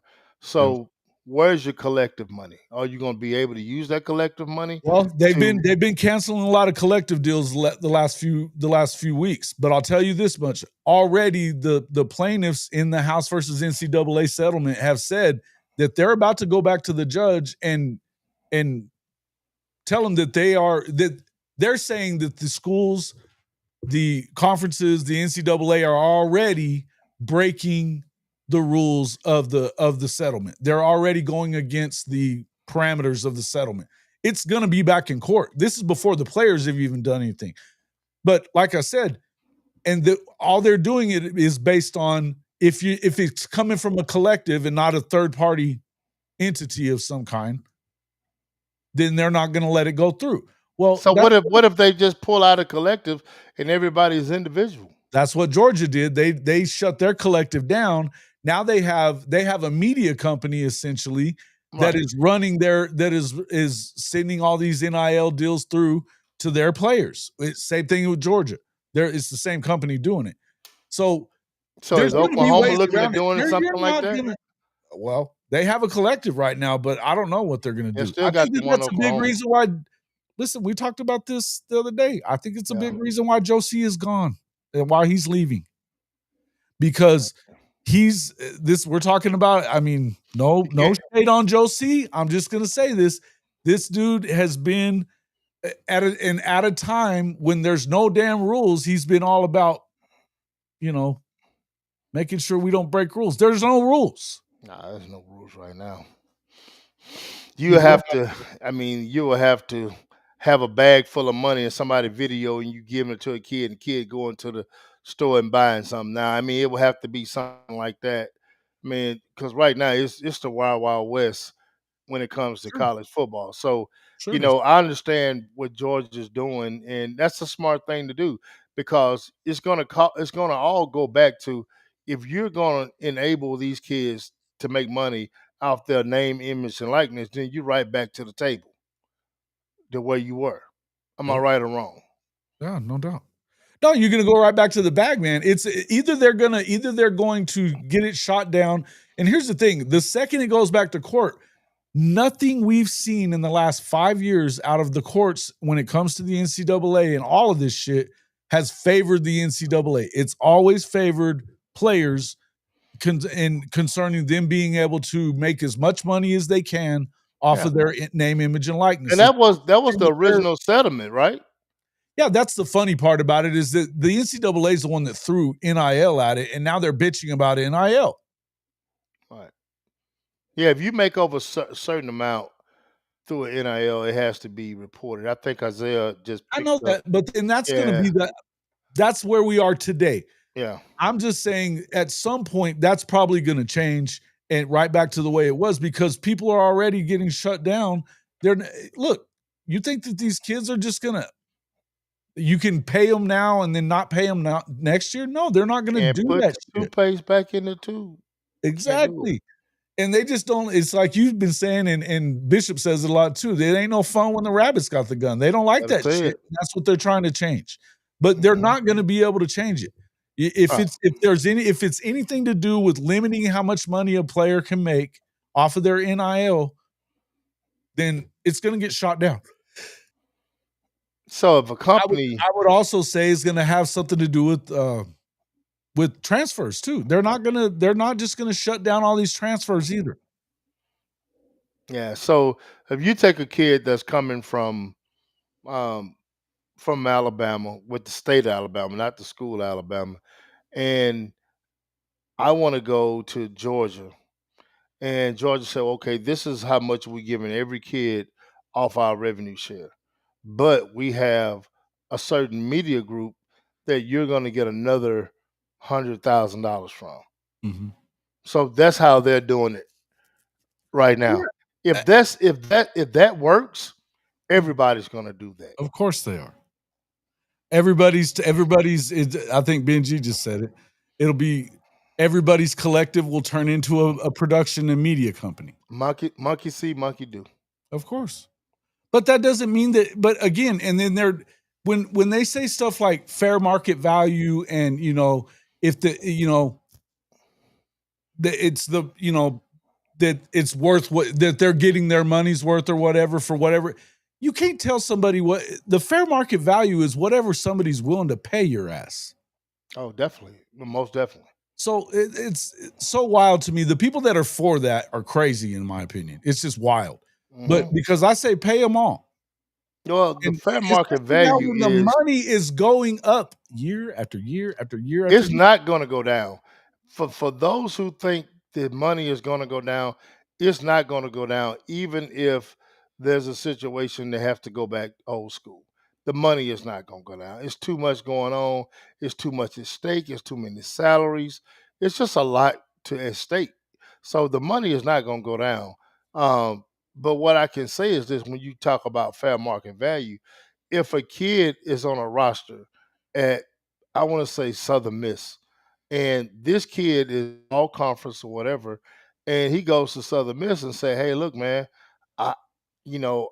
my market value is $150,000. They only paying him $50,000 at Southern Miss." Well, he can go to Mississippi State, which probably is not going to have a really good record, but his market value will go up, and he's going to get that money. So it's going to affect everybody, man. It's not going to just affect Oklahoma. It's going to affect every school, and the fair market value, like you say, is what you feel like. What is dicey about it? What is dicey about it, Benji? If you can evaluate, it doesn't matter. If you can evaluate, you can evaluate.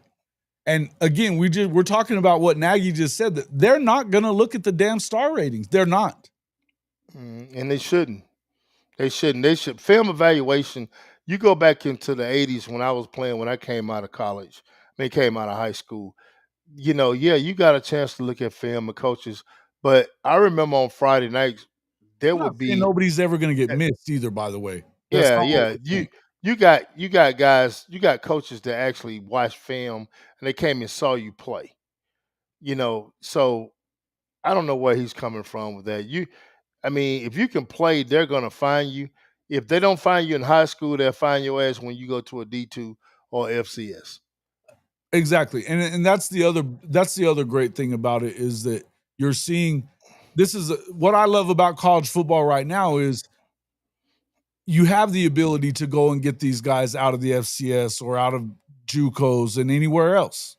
hmm And if you got a problem with it, I don't know why you would.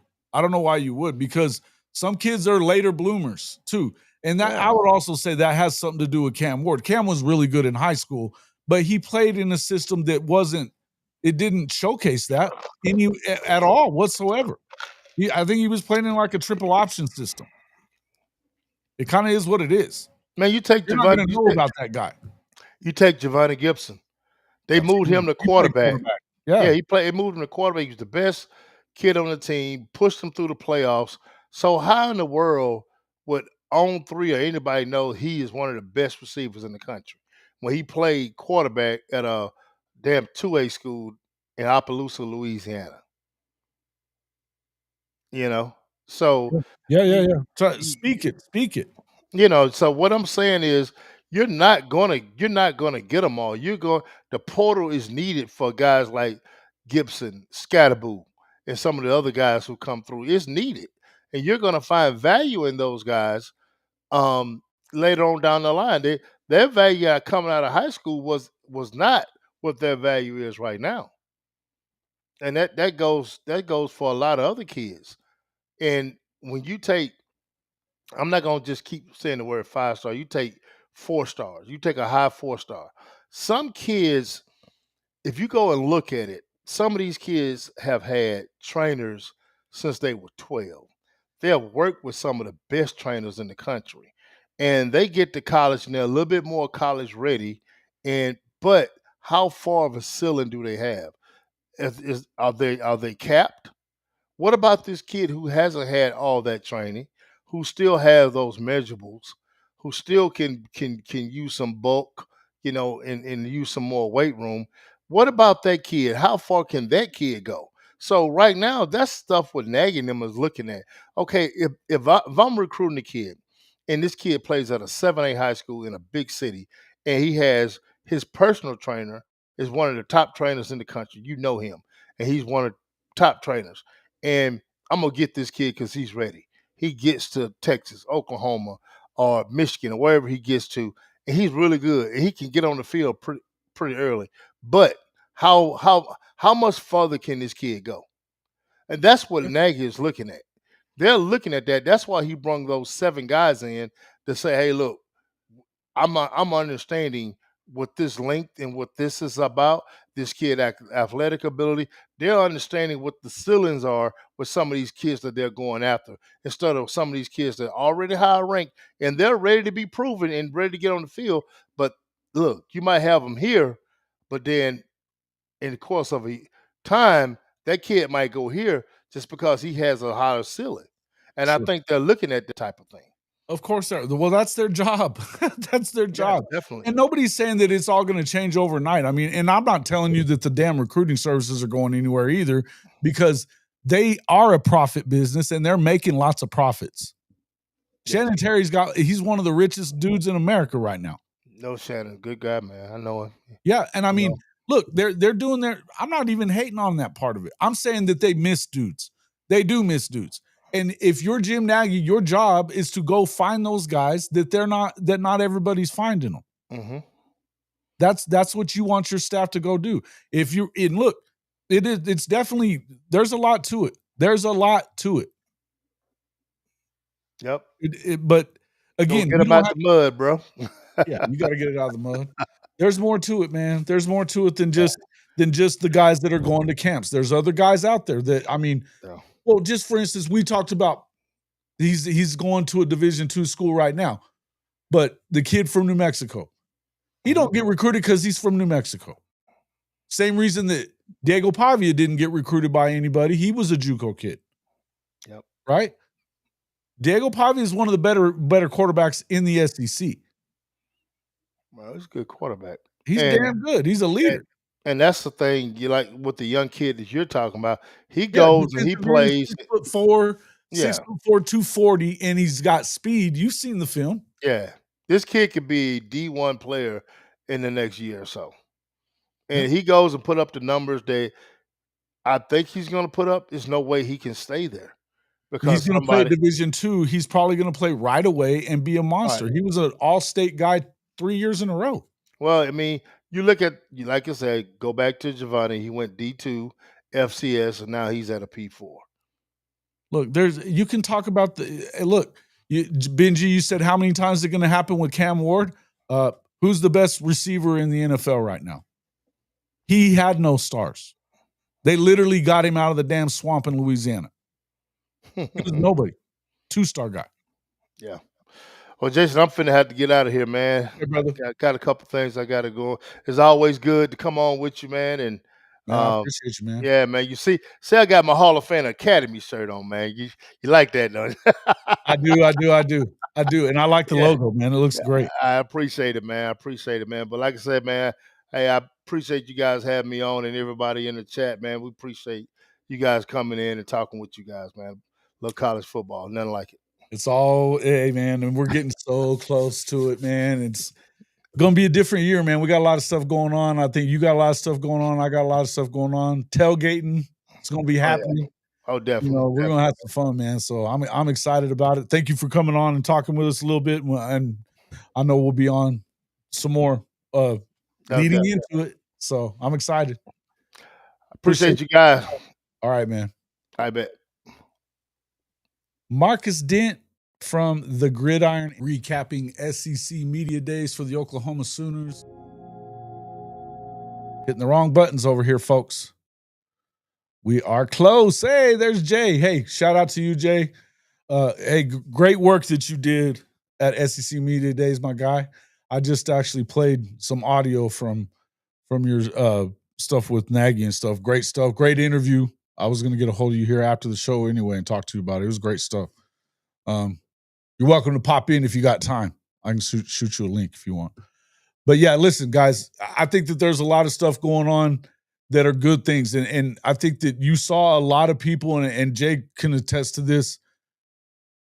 I felt like by the end of the week, there were a lot of people talking about Oklahoma that weren't talking about Oklahoma before. It is what it is. So, it's just, and what I would tell you about Jim Nagy, he said it to Jay. Why the hell else? I mean, it's smart for us to do that. What else should we do? Listen, if you don't have to pay so much for a guy that grades on par with the 4- and 5-star guys because he's a 3-star, then that means you can get more of them. You can spend your money elsewhere. You can do those things. I mean, this is big. So it's going to be the way everybody's doing it. Tailgate crew income. Hey, man, we are definitely going to be doing some stuff like that. But the plan is to be at as many of the games as possible. I may not be at week 1. I'll definitely be at week 2. There's some other stuff that we're working on though as well. Got a cool show idea coming up. I don't know how many of you guys were watching when I was on the High Top the other day, but I'm going to be heading out there. I'm going to his media day thing, and we're going to play a little golf match. We're going to do some content. So it's exciting. I'm excited about that one. Excited. Let's see. One of the other things I did want to talk about, hey, John Mateer was one of those guys that a lot of people were talking about by the end. You had everybody talking about Arch the first, on day 2, but a lot of the conversation moved to John Mateer later. And he definitely was impressive in the things that he had to say. He didn't shy away from any of the talk about any of the kind of, I noticed that there was a lot of people asking him about the differences between playing a Mountain West schedule or whatever and playing in the SEC. And he said, yeah, of course it's different. It's been different since I started practicing with these guys. But we also have more talent too. So, you know, I thought that he came across, just like I said about BV, it felt like John Mateer came across with a ton of confidence, not just in the offensive side. He talked a lot about that defense too, and about how really good. He said he wouldn't want to have to play against this defense. You know, a Hall of Fame tailgate crew will be in Columbus. Hey, I would go to Columbus. That would be fun. That would be fun. I actually may be at the Alabama Florida State game though. Let's see. Yeah, Jay, you did. Jay killed it, didn't he? He killed it. They did a great job, him and John both. Let's see. They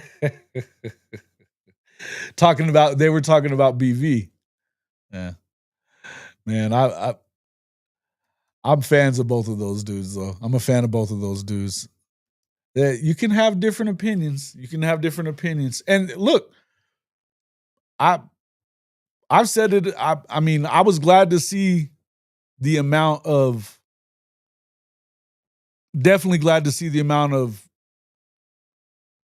belief in what they're doing. And, you know, you could see it on Brent Venables' face that he was like, yeah, we were bad, but wait till you see what's coming.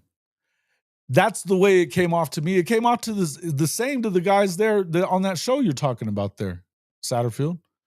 So, but I would tell you that's another. I said it on the show and I'll say it again. That to me, Oklahoma's and Brent Venables, they're running out of excuses not to become a contender and start winning a shit ton of games, regardless of the schedule, anything else. If they don't go through the same amount of injuries that they did last year, which is virtually, you know, should never happen. You know, certainly not. I mean, the law of averages says that it shouldn't. As long as that doesn't happen, I don't know what excuse you would have, man. I just don't know what excuse you would have.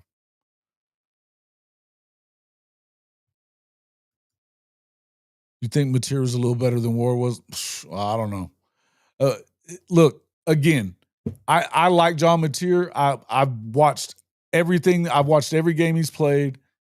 I like it. I've watched a bunch of his high school film. He was very good in high school too. But I don't know that I think that. Cam Ward was a bad dude, man. And I mean, we'll see though. We'll see. If he is, it'll be awesome. Okay, I'll shoot it to you right now.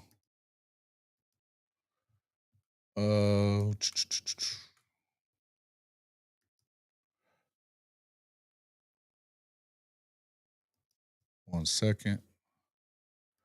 While I'm doing that, you guys make sure you check out our sponsors for the show at MyBookie. Hey, Jason Watkins here with Hall of Fame College Football. And if you are ready to back your favorite team, the Sooners, and fade that Texas hype train every Saturday this fall, there's only one place to do it, MyBookie. Right now, you can double your first deposit up to $1,000 when you sign up at hofmedia.us/mybookie1000. That's hofmedia.us/mybookie1000. Yep, 100% deposit bonus, and it takes less than 5 minutes to get started. Whether you're betting college football, rolling the dice in the online casino, or dropping a 10-leg parlay on SEC Chaos, MyBookie has everything you need. Bet anytime, anywhere, on the go, at the tailgate, or yelling at the refs from your couch. Just don't talk trash. Put your money where your mouth is. Hit that link, hofmedia.us/mybookie1000, and get your deposit bonus today. Bet anything, anytime, anywhere with MyBookie and Hall of Fame College Football.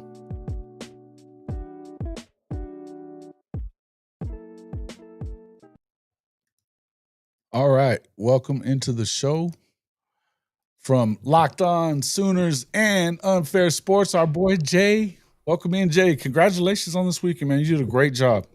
Appreciate it, man. Yeah, it was a good time to be down there in Atlanta, be at SEC Media Days again, and starting to get an understanding in the lay of the land. So now I just got to keep pushing it so we can get everybody there. I love it, man. I love it. Well, my plan is to be there next year for sure too. So I'm with you on that. But yeah, man, it was cool. I liked it that they had it at the College Football Hall of Fame. That was pretty badass too. Yeah, that's pretty dope. I think they've done it. Did it work as a venue? Was it big enough, or was it kind of? Oh yeah, it worked as a venue because it's massive. So what they did was, of course, the main media room was in the main hall where they did all the initial prezos, and above, when you can walk around, like you can see, like in the videos that I put out on the channel, you can see in the background all the displays and stuff that they had that you go around and see. And so they wanted to give that type of an ambiance, being able to see all of the cool artifacts and stuff like that. So it was pretty dope with that. I like that. And they mixed it up to where a lot of the television stuff was over in the Omni because it's connected. And then the digital area where like the digital shows and the YouTube shows as well as radio were all in one area. So no, it was cool. It was a little cumbersome to figure out, but once you got the lay of the land, it was very easy to maneuver and make stuff happen. Very cool, man. It was great stuff, and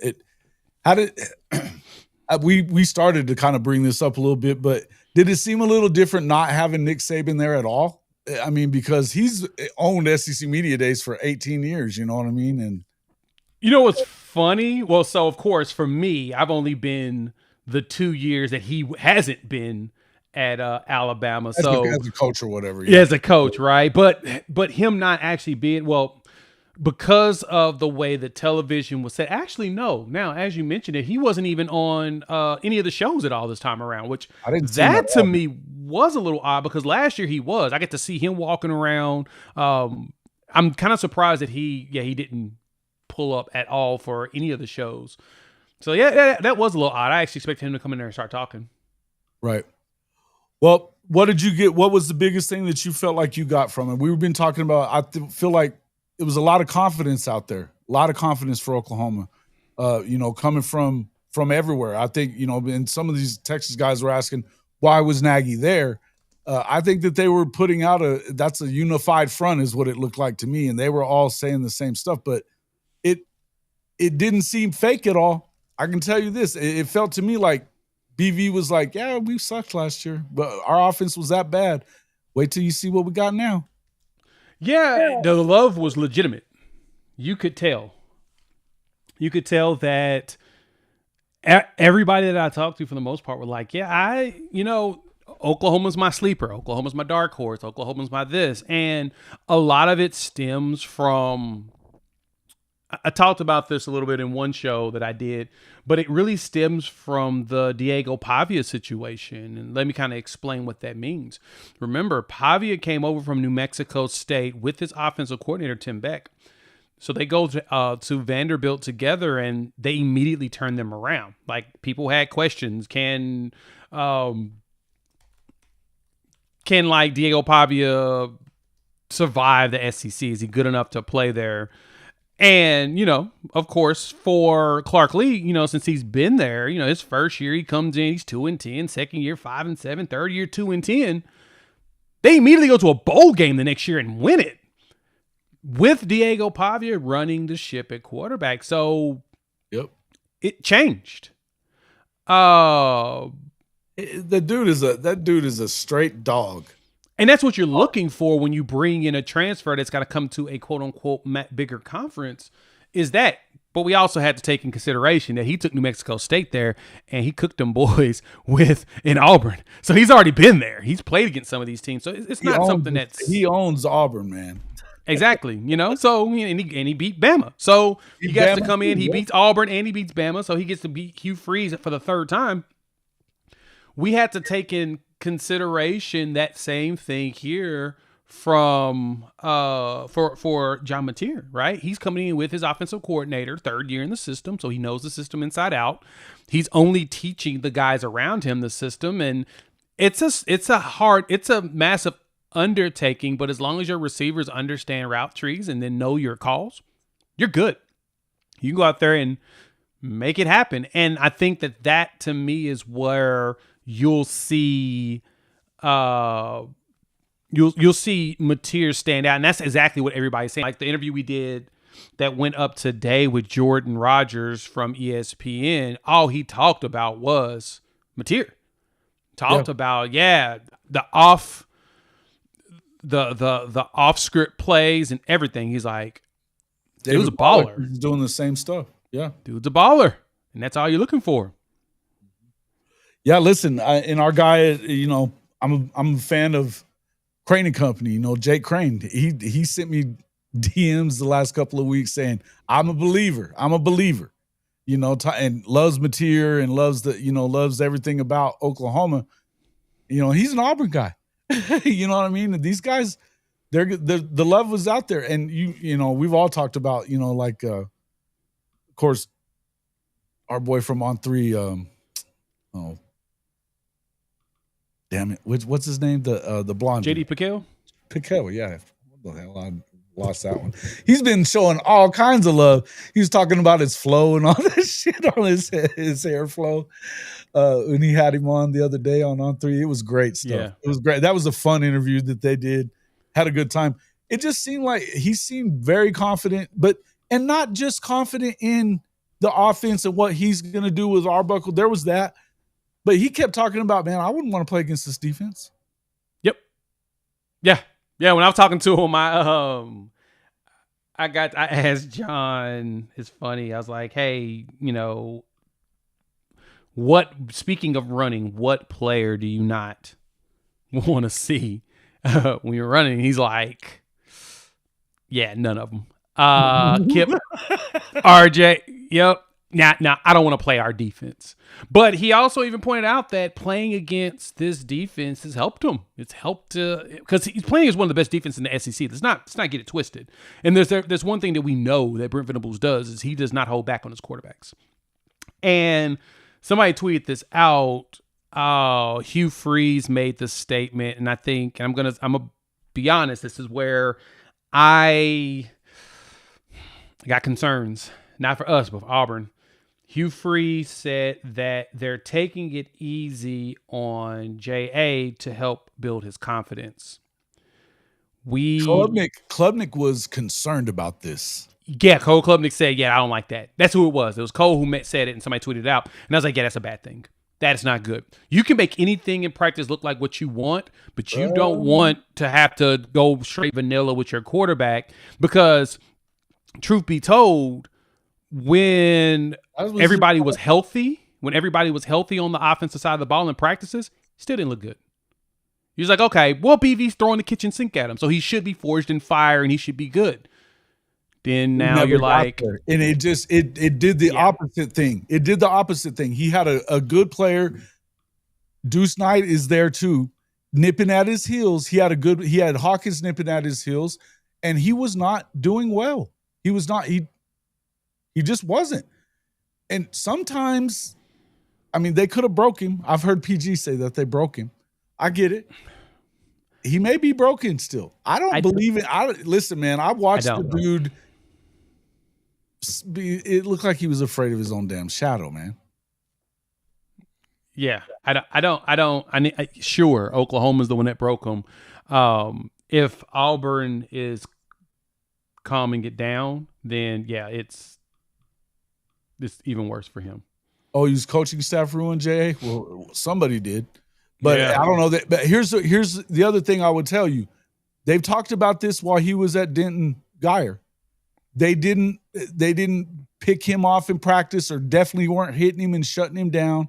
He never really went through that kind of stuff. When they played in that state championship game against the school, whatever Austin school it was, he got his ass kicked in that one too. He did not look good. Nope. So it could be the way that he's been brought up for a long time. He's just not as mentally tough as you'd like to see him be. And you saw him I saw him saying things to J.D. Piquel about death threats or telling him to go kill himself and stuff, which, by the way, if you're doing that, you're a dumb shit. Don't do shit like that. Fans are terrible. Yeah, but it's to be expected to some extent. You have to know that that's coming, from some people. In the end, I'm just saying, I wouldn't. We've said it a bunch on here. I'm not sure that he's starting whenever Auburn gets here. Yeah. I'm just not sure that he is. If Deuce Knight is as good as everybody says he is, he played with Dent in them whenever they had 7-on-7. He lit it up with Dent as a young kid. The guy's a dog. Yeah, he's got it. He's just gotta be better himself, and I think he can. Maybe if with this system that Hugh Freeze has, could be a little bit more QB friendly. But the questions I have is what decisions will Hugh Freeze make? Well, and that's the thing that we've had questions about him on. Hugh right? Freeze can afford to make the wrong choice here if you're going with the guy that isn't the guy, and not going with the guy because he's a freshman. When you're on the hot seat, that's stupid. Yeah, and I think Deuce Knight's going to probably end up taking the job by the end of the year. I wouldn't be surprised if he did. I wouldn't. And look, hey, it wasn't all year that he was running for his life, bro. It wasn't all year that he was running for his life. There was a time that he was. At the end of the year, OU's offensive line was grading out fine. It wasn't about the offensive line. It was about the scheme and every damn thing else. Yep. And him punting it off of his knees and shit like that when nobody was even around him. He shell-shocked. I don't know that you can fix that. Whoever's fault it is, I don't know that can be fixed right away. Yeah, it's going to take some time. It's going to take a lot of time to, like I said, he had to rebuild his confidence. Once he rebuilds his confidence, I think he'll be fine long term, kind of like BV even said. I think once his confidence is rebuilt, he'll be good, but you got to rebuild that confidence first. It's hard to do that, though. That's the hard part, is that especially in you're in the SEC. You're in the SEC. Nobody's going to take it easy on you. No. Nobody hated on him from Oklahoma. I was really glad to see what BV said about him. I was glad to see all the, hell, Robert Spears-Jennings was talking about him, that, they didn't have any hate towards any of the guys that left. They all left. Yeah, no, they understood. It was just unfortunate for all of them, and that's just kind of what happens. While at the same time, they understand that, it's got to be better. Yeah. Listen, in the end, there was a lot of stuff that was going wrong last year, but he was part of the problem. He was definitely part of the problem. So, I mean, we can say as much as you want. You can say as much as you want about it was this and that and this and that. And it was. There was all those things were a part of it. Injuries, bad scheming from Seth Luttrell, not any better really when it came from Joe John. Right. And, there's a lot of stuff that went on. But part of it was the fact that he was scared of his own shadow too. That was part of it. It is what it is.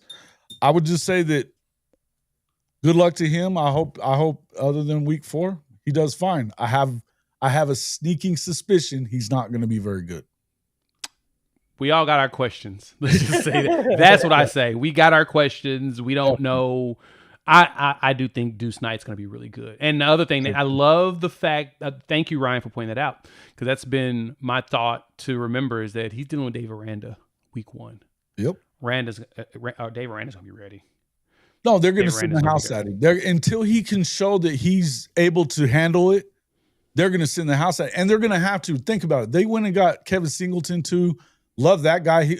There's one of those dudes that you'd love to have in the fold. He's similar to, what we have in Deion Burks. I think that guy's an explosion. And Cam Coleman was really, really good. Really good. Cam's going to be terrifying. Oh, yeah, bro. He's going to maintain his being terrified. Yeah. That's the thing. Yeah. I think that if you have a plus on that, on Jackson Arnold, is he's got weapons to throw to. He should be able to bounce back out of this, and he should be able to gain some confidence because you got receivers like that. Throw it up. Let him go get it. Mm-hmm. What do you got to lose? You don't. You ain't got nothing to lose. If you think about it, you really don't.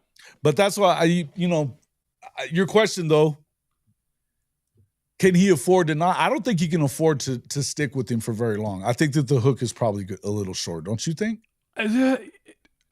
Well, I'm trying to see how I can say this properly that to people where people actually understand what I'm trying to say. It's going to be all on Hugh Freeze, man. The decisions that Hugh Freeze make as the play caller will be to the possible detriment of Jackson Arnold. It's all on him. Like, that's it. That's it.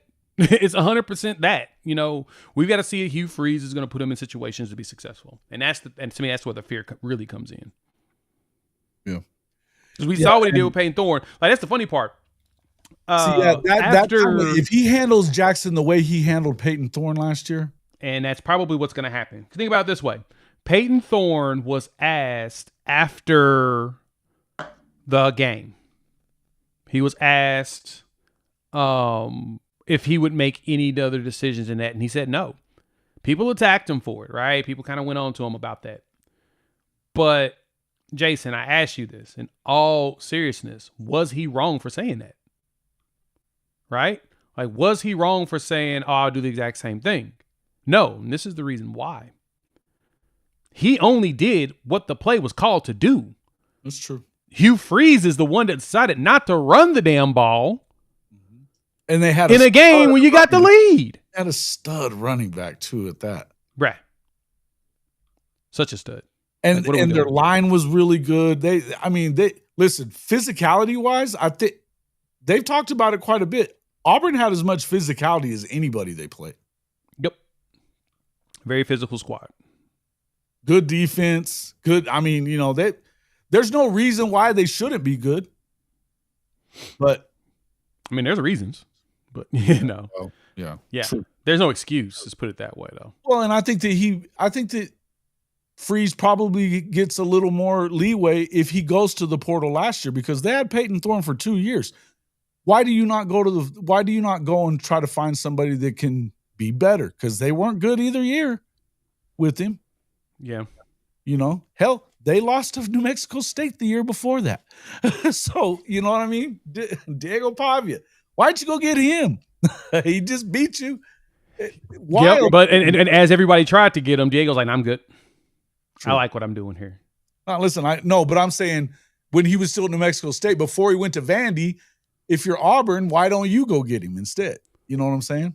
Well, your problem you run into that is all that other shit went to Vandy. Your problem is you'd have to bring Tim Beck, and the thing about bringing Tim Beck in means that Hugh Freeze ain't calling plays no more. You think Hugh Freeze unless somebody else call his plays? No, he's not. Exactly. He's narcissistic enough to believe that his system works better than anybody else's, and sure. But your problem you run into that is also the other problem that we ran into is that he's gonna make the decision that you're gonna be like,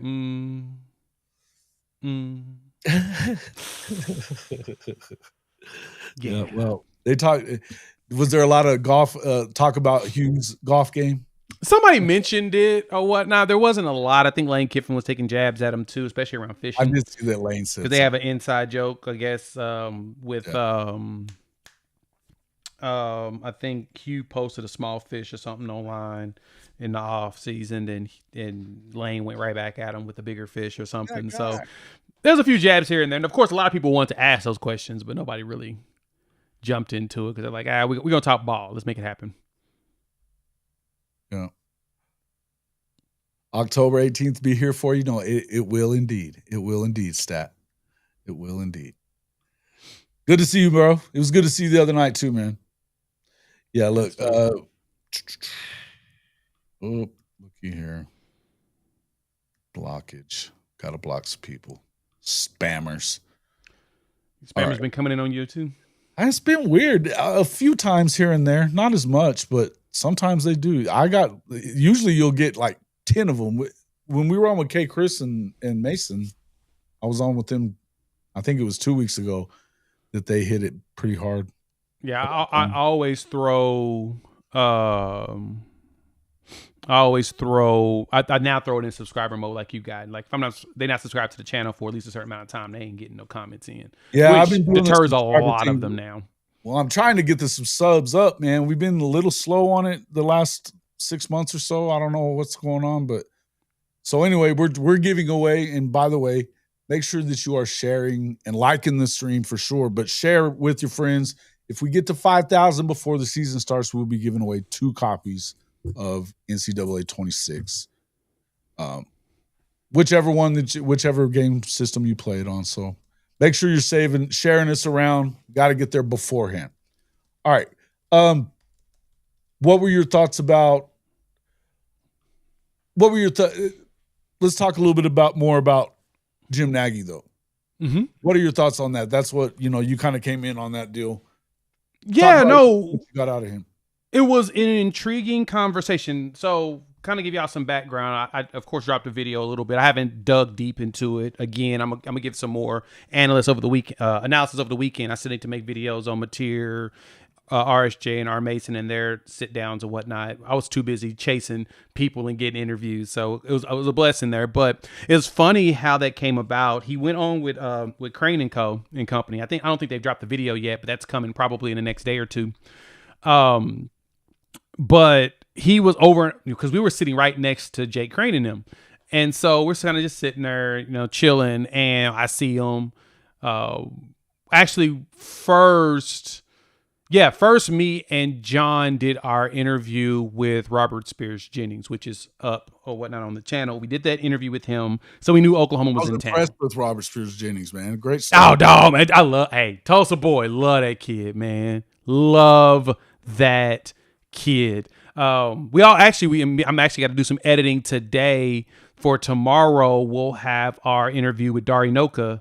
That'll go up over on Locked On Sooners as well. That was fun getting to meet the Oklahoma native or whatnot. But dude, he's done so well with his career too. He's so dope. He's so dope too. He's so dope. And so we came back to our area after going to OU's their holding area. Came back and we sat and I looked up and I'm like, oh shoot, that's Jim Nagy. And John's like, oh, okay, I'm gonna introduce myself. And so he's walking around and he does the Crane and Co stuff, gets up, comes by us, and John, he shakes his hand. He's like, hey, we don't want anything.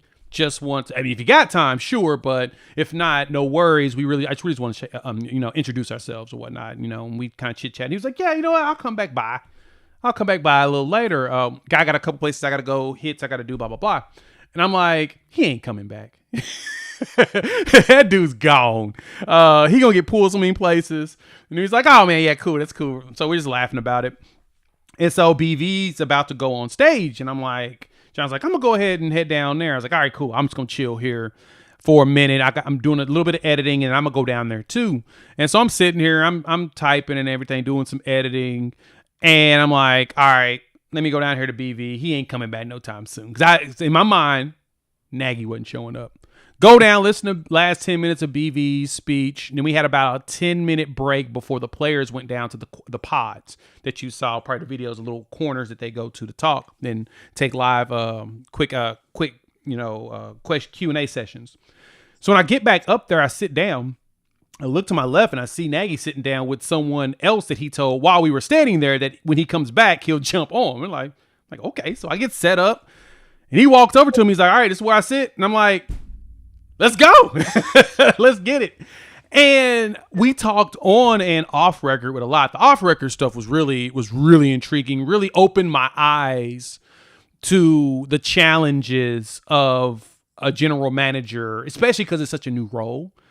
But he's definitely encompassed and embodied it. So from the interview itself, I think the biggest thing that jumped out to me, and I'm going to put a clip out on this because I thought it was my favorite.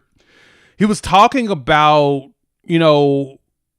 I wanted to know, as someone that has always evaluated college guys, how do you do it with high schoolers? Because they're different body composition for the most part. They still got room to grow and all of that. And he's like, yeah, but length is length. Long is long. Some of the things we're doing here at Oklahoma that we didn't do before. We didn't do measurements at camp. We didn't run tests on kids at camp. We do that now. Like, we get our measurements. Long is long. You got long arms. You're probably, if you continue to grow, your arms are probably still going to be long, right? They're going to continue to grow. Yeah. NFL bodies, right? NFL bodies. And that's the thing I didn't think about with that. I was like, that's true because, when it comes to these kids, like I said, a lot of them, when you're looking at them freshman, sophomore, junior, senior year, especially middle school is when you're really in your oddest body shape, really long limbs, little torso or super long torso, little arms, and you're still, growing. And him pointing that out jumped out to me. I'm like, that's a good point.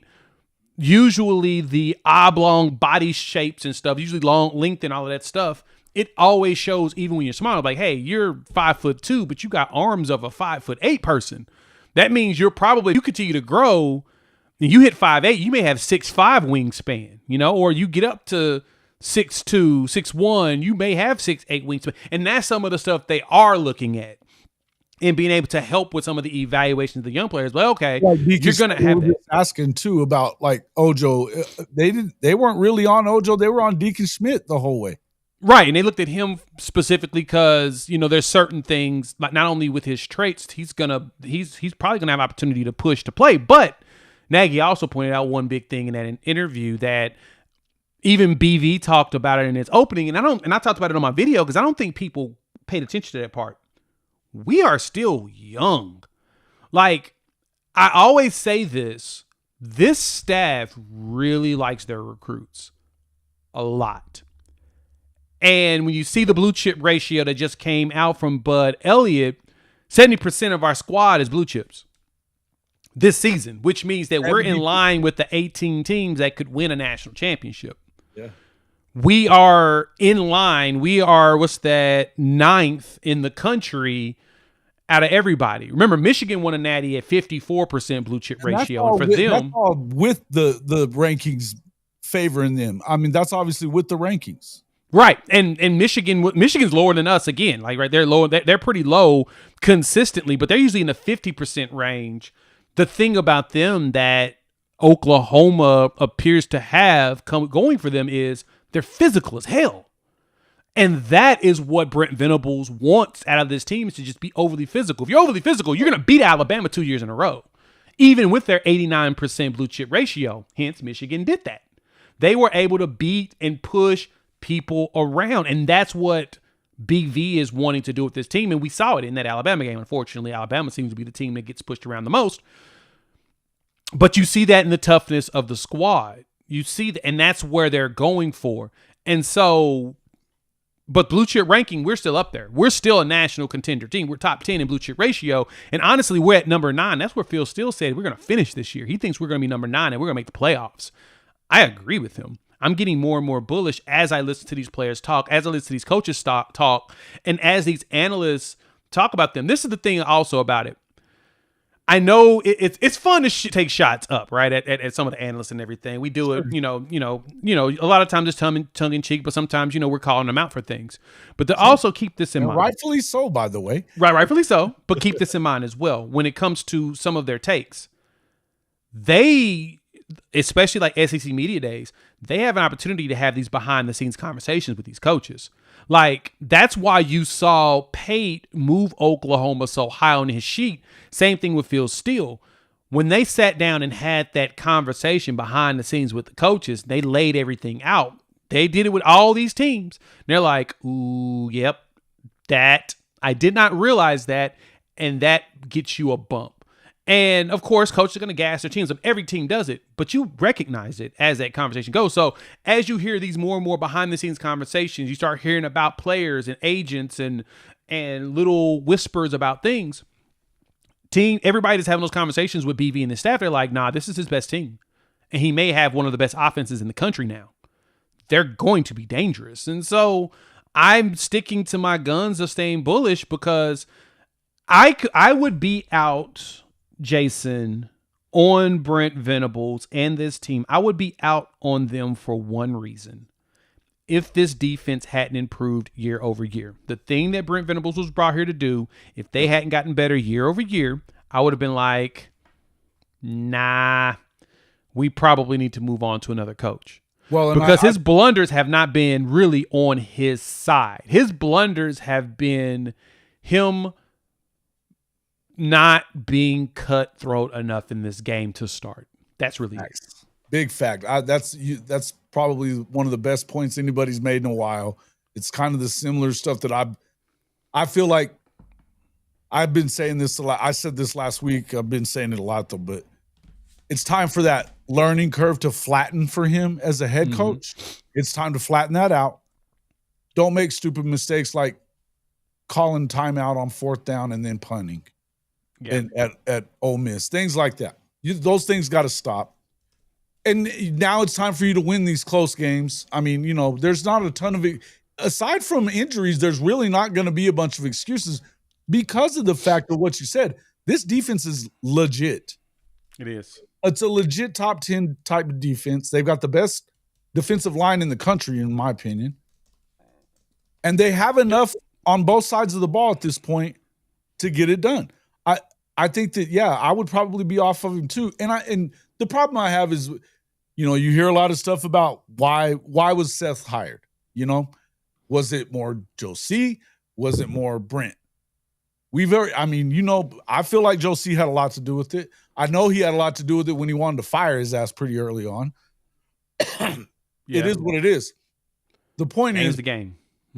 All of that still falls back on you if you're Brent Venables, because it is your football program. Yeah. And guess what? It's Oklahoma. You just don't get a lot of time. And I can understand why there's certain people that are out on him. I get it. But I get it too. I understand the pushback that they give, but I also say, again, not only has with like this ratio now, we're in year 3. This is on BV. This was from his 22 class that he preserved got added more pieces to. This is from him. This is all his stuff. 24 now. class is legit. Yeah. Yeah. Your 24 class, your 23 class, your 22 class. This is all him. 25 was okay. It still got some good pieces in it. They're in there. 26 will be just fine. I promise you. Because remember, you still got 2 mechanisms to build a team. We're not, and even Nagy said that we're not going to live in the portal, but we are going to. We'll leverage it. We're going to leverage everything. If you're not doing it right. You got to get the best players. The best players need to be. You got to make sure. Listen, it's like it's like you got Okie like Cody saying wild stuff about how they're gonna all of a sudden go from 0-9 in the Big 12 to winning it, which is why. And they're talking about playing 2 quarterbacks. Plus, they're talking about bringing in Jake Retzlaff. Ooh. The money that they're spending to get guys that Oklahoma, yes, they may have offered them, but they weren't really on them anymore. The money they spent on this class, why they didn't spend that in the portal is beyond me. Well, I mean, if you listen to Gundy, he said he didn't know that the portal was still going to exist. See, so that tells you that just tells you a lot about why should that guy still be your coach if you're at Oklahoma State? I don't know. And the point I'm making is if you are not evolving into if you're not a step ahead of what's going on, you're behind. Way behind. You got to stay a step ahead of it. And some of these folks are not doing it. You know, look at Lane Kiffin, for instance. They've got 10 win seasons in the history of that program. He's got half of them now. Or 8, something like that, and he's got half of them. That's wild, man. And because he's playing the portal, he's doing what you got to do. I like Lane as a coach too, but anyway. Lane's funny. Yeah, but in the end, I think that they're doing it like you have to do it. And if you're not, I assume that you're right, there's going to be 2 mechanisms. The NIL is still going to be there, and they're not shutting that down. No, I don't care what they say. That shit ain't going nowhere.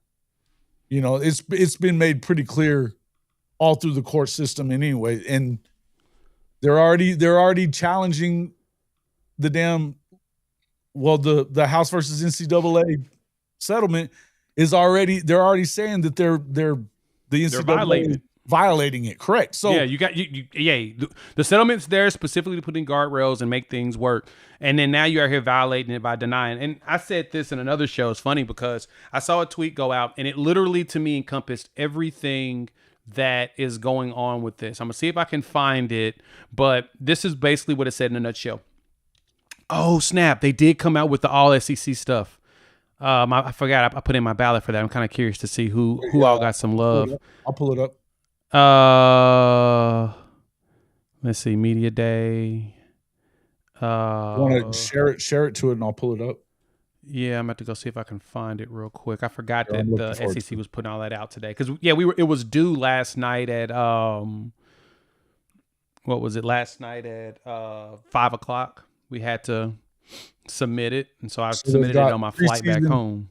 Preseason. Yep, there it is. I just got the email too. He just sent the email out. Got 3 people on it so far. Oklahoma got 3 championship votes. Oh, wow. To get to the championship? To get to win the SEC championship. Oh. Material was not voted any of the first team stuff, but Odd is second team. Mm-hmm. We have our Mason Thomas on the second team defense. Yep. That's Jay it. Knott, and then Ben Anderson. Yeah, Ben Anderson is your long snapper, whichever. I knew he was going to get long snapper. Third team as well. But you did get 3 teams to pick. Shut up. 2 teams pick Vanderbilt? 2 people pick Vanderbilt? That's hilarious. That is hilarious. I would have not expected that. That's comical. Hilarious. I love it. But at the same time, someone always picks them at least once. Yeah. I like, man. Yeah, it's funny. I love me some Diego, but they ain't going there. Like, can you imagine what's going to happen to them when they get to Tuscaloosa this year? Oh, no. It's going to be crazy. We were picked to go 10th in the media poll. Well, that's not surprising. There's still a lot of people that are believing in. So if they're 10th, then if they're 10th in the media poll, then what does that mean? That means Ole Miss. That means Mizzou, probably, definitely Tennessee, somebody like that. They're all. I'll give you your poll. Here's all the ones in front. Number 1 was Texas, of course, because everybody's running with Texas right now. The roster is Texas, Georgia, Alabama, LSU, South Carolina, Florida, Ole Miss, A&M, Tennessee, and then us. That is it. I'm gonna send it to you so you have it real quick. Yeah. When I was looking at Chris Phillips from SEC Unfiltered, that's basically who he had on his power rankings. Texas number 1, Georgia, LSU, Bama, Florida, A&M, South Carolina, Ole Miss, then Oklahoma at number 9 is where he had them. And he had them in front of Tennessee, basically. So the only difference in the poll that you just said in that was he has Tennessee behind OU, which they should be. They lost almost everything. Now, you do have to go there and win on the road in Neyland Stadium, which isn't going to be easy. But same with South Carolina. But I'm telling you, I'm not a big Beamer guy. Everybody knows that watches this show. I don't believe in Beamer that much. I don't believe, and I think Lenoris is great. I think he may be the best quarterback in the conference. He could be. But can he carry that load by himself? I don't think he can. And they have a tough schedule too. They got a tough schedule too. What do you think of Florida, though? They've got Florida in front of them. What do you think of Florida? I think Florida's going to surprise a lot of people. My question is how much? Their defense is legit. Defense is actually pretty solid. They got a lot of people voted in the defensive side of the ball too. I think that defensively, they're going to have a solid offensive line. A lot of people like their line. I do think that their defense is going to be a little bit better than expected. But when I saw Lagway in person, if his arm is good, his shoulder's good, he's going to be good. Because he ended the season well. He just tell he was injured. But here's what the high top guys are saying about him.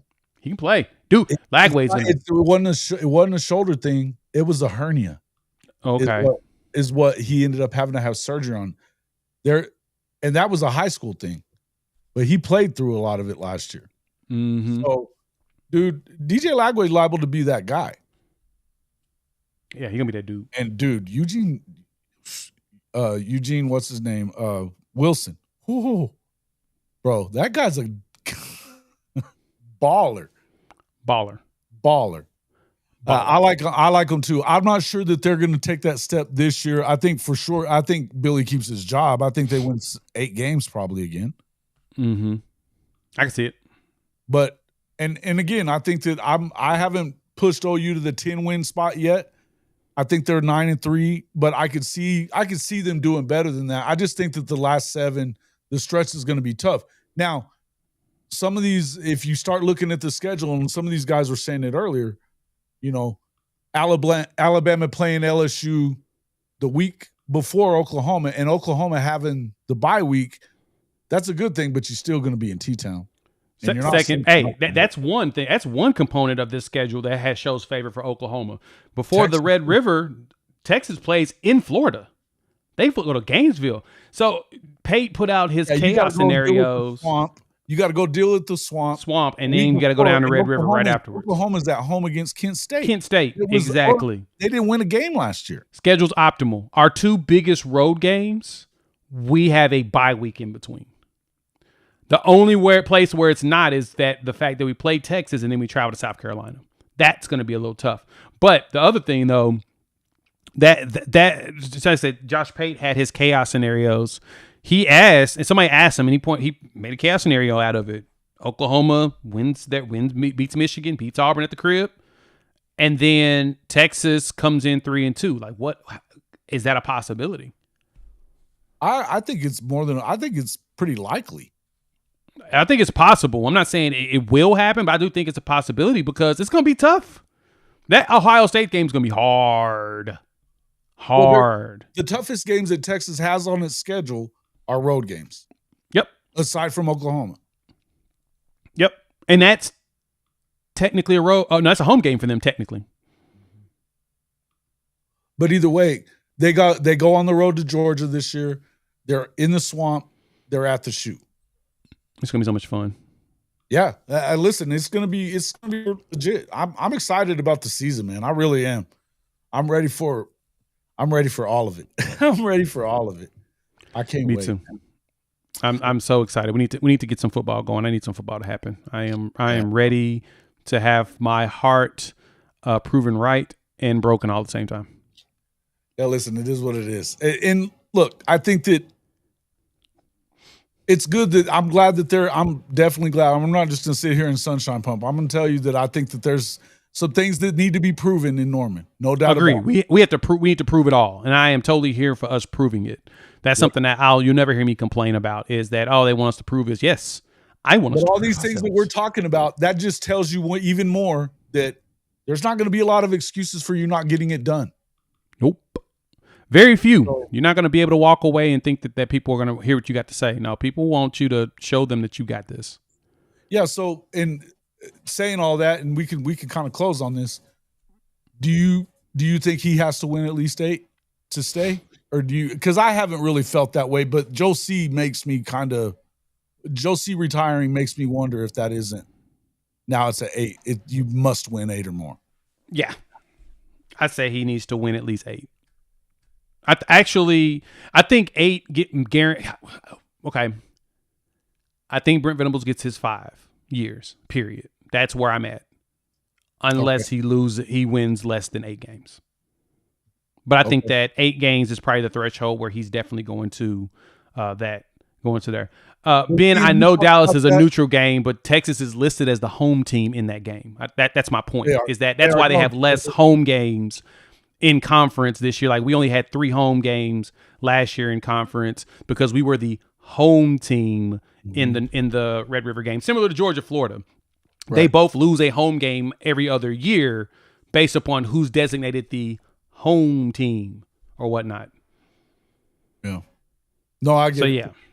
I get it. And to me, hey, in the end, I don't know that up until Joe C retired or announced his retirement anyway, I think it was a good thing. Me too. It was a great thing. Yeah, I agree. The compliance guy in a time that there's no rules, come on. There's still rules, but you need to be able to bend the envelope some in some capacities. Or that was never going to be Joe C. That was never going to be. Yeah, no. More so, and I agree with Joe C on that component. We were close to death penalty with some of the stuff that was happening before he took the helm. That was my point. Yeah. There you go, Colby. That's the point. Texas can have recruits at the Triple R this year. We technically can't because we're not the home team. So yeah, that allows you to do it. They still do it though. I mean, you get people you can't have them on the sidelines. Is more so the point, right? Like having in your section and stuff. They can find them tickets for the game, But yeah, that's where that that's the deal on, like I said, the number of home games and whatnot. But yeah, no, Texas only has 3 this year, and then they travel to Ohio State for that game. They spend the entire month of October on the road. Crazy. Hey, man, been on the road that much? Look, man, I travel a lot for work now, and it's dramatically increased, dog. I'm tired. It wears you, mainly because the comfort of sleeping in a room that ain't yours.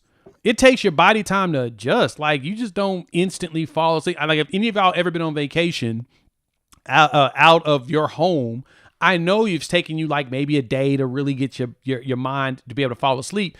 Usually, because especially with vacations, you got some excitement and stuff. Unless you're getting like trashed to pass out, and they can't because they have to keep their bodies at peak performance.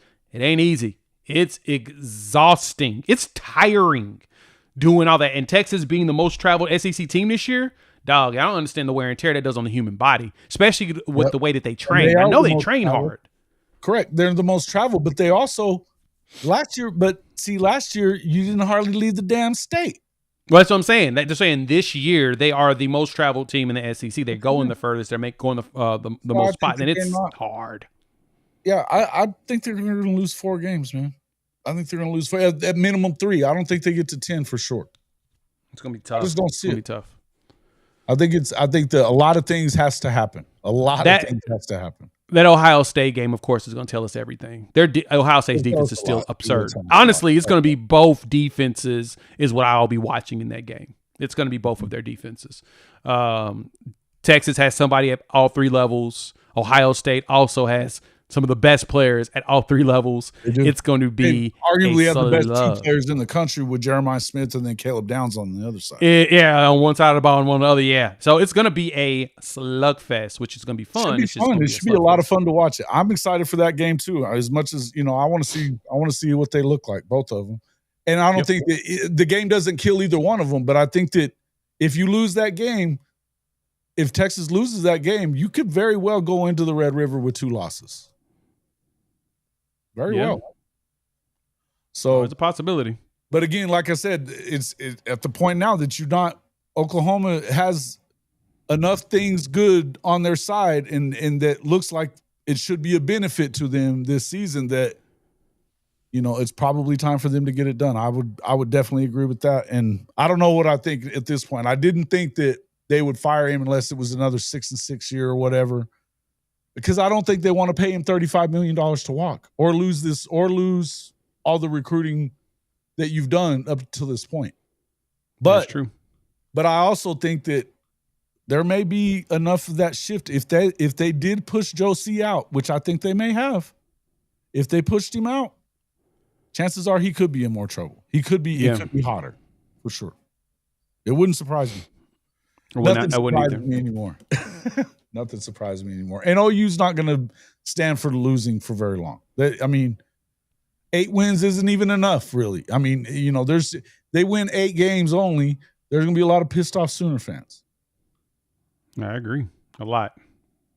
So a lot. I think a successful season is being in contention for the playoffs in the last few weeks. That means they're going to get at least 8. I think a successful season is they're in contention for a playoff spot in the last 2 or 3 weeks. I can see that. That means they win at least 8. But I also think they're still going to it'd be disappointing if they don't get there. And I don't think that you can lose a bunch of close games and it's still going to be okay with everybody either, because I think that that's more of an indictment on you. You've had a bunch of close games that you hadn't won. It's time for you to win them. Yeah, at this point, you gotta get them W's. That's basically where you're at. You can't be losing close games. And I don't think we will. I think we're at the point where we should be able to win a lot of those now. Hey, man, if health notwithstanding, I think that Mateer looks like he's going to be that guy. I would tell you that I think that Michael Hawkins would be just fine in this offense if need be. I think Michael Hawkins would see a massive improvement in this system because it's super QB friendly, and learning from Mateer will definitely allow him to. I know that's helping him to just blossom faster. I think it is too. Michael Hawkins is going to be ridiculously good this year. I think so too, and I think whatever happens. But again, all these things are lining up very well for them. So let's see what happens. I hope that they do go over my 9-game projection And I mean, I hope they run past that. But it's time. I'm ready to see it though, and I'm like everybody else. I don't give a shit. I want to see it. Exactly. All right, I need to jump. Hey, yeah, I got to get to, man. So appreciate you coming in, my guy. Tell everybody, man, that we can find you everywhere. You're all over it, all of it. Y'all know I'm all over the place. Locked On Sooners. Find my channel, Unfair Sports, where I dive a lot deeper into stuff. We'll be live on Sunday. Yeah, pull up. Thanks for having me, Jason. Man, it's always good to have you, bro. Talk all to right, you soon, catch man. y'all later. Thanks for coming on. All right.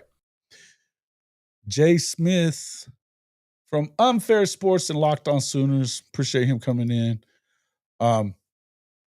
Yeah, listen, I think that you don't think that they pushed Josie out. I'm not positive that they did. I'm telling you that there was something to it. I think.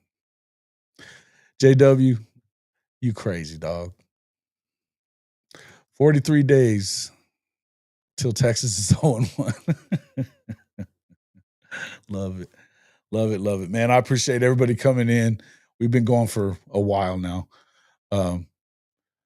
Man, we've got 56 likes, about 600 views, so a little under 10%. Make sure you're hitting that like button, folks. And if you're on the X stream, do be sure to pop over here and make sure you pop on over here and become a subscriber. We're giving away 2 copies of the NCAA football game. So make sure you guys do that. Help us get to 5,000 subs before the start of the season. We'd appreciate it. Hey, man, appreciate it, Benji. Good seeing everybody in there. Make sure you share us. And, hey, check out. Hey, as you can see, I got another new lid from Fanatics. Make sure you guys get over to Fanatics. You'll get the best prices of the day, period, on that store for a lot of new amazing gear. So do that. We will see you all again, probably Saturday night, maybe not. If not, then for sure Monday morning. But we'll see you all on the next one.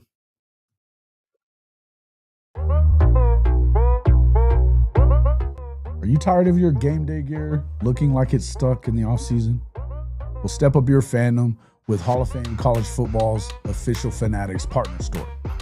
Whether you're a diehard Oklahoma Sooners fan like myself, bleeding Crimson and Cream, or you rep another one of the SEC's heavy hitters, Fanatics has you covered. Shop thousands of officially licensed hats, jerseys, sideline polos, and exclusive championship merch from the entire Power 4 and Group of 6 too. All shipped directly to your doorstep and fast. Want to gear up like your favorite coaches and players? Are you looking for that perfect tailgate tee or a statement piece for your man cave? Fanatics is your one-stop shop for authentic college football gear from everybody that plays the game. So do yourself and your team a favor. Click our link in the description or simply log on to hofmedia.us/fanatics. That's hofmedia.us/fanatics. And you can shop everything that you want for the best prices of the day right on our Fanatics partner page.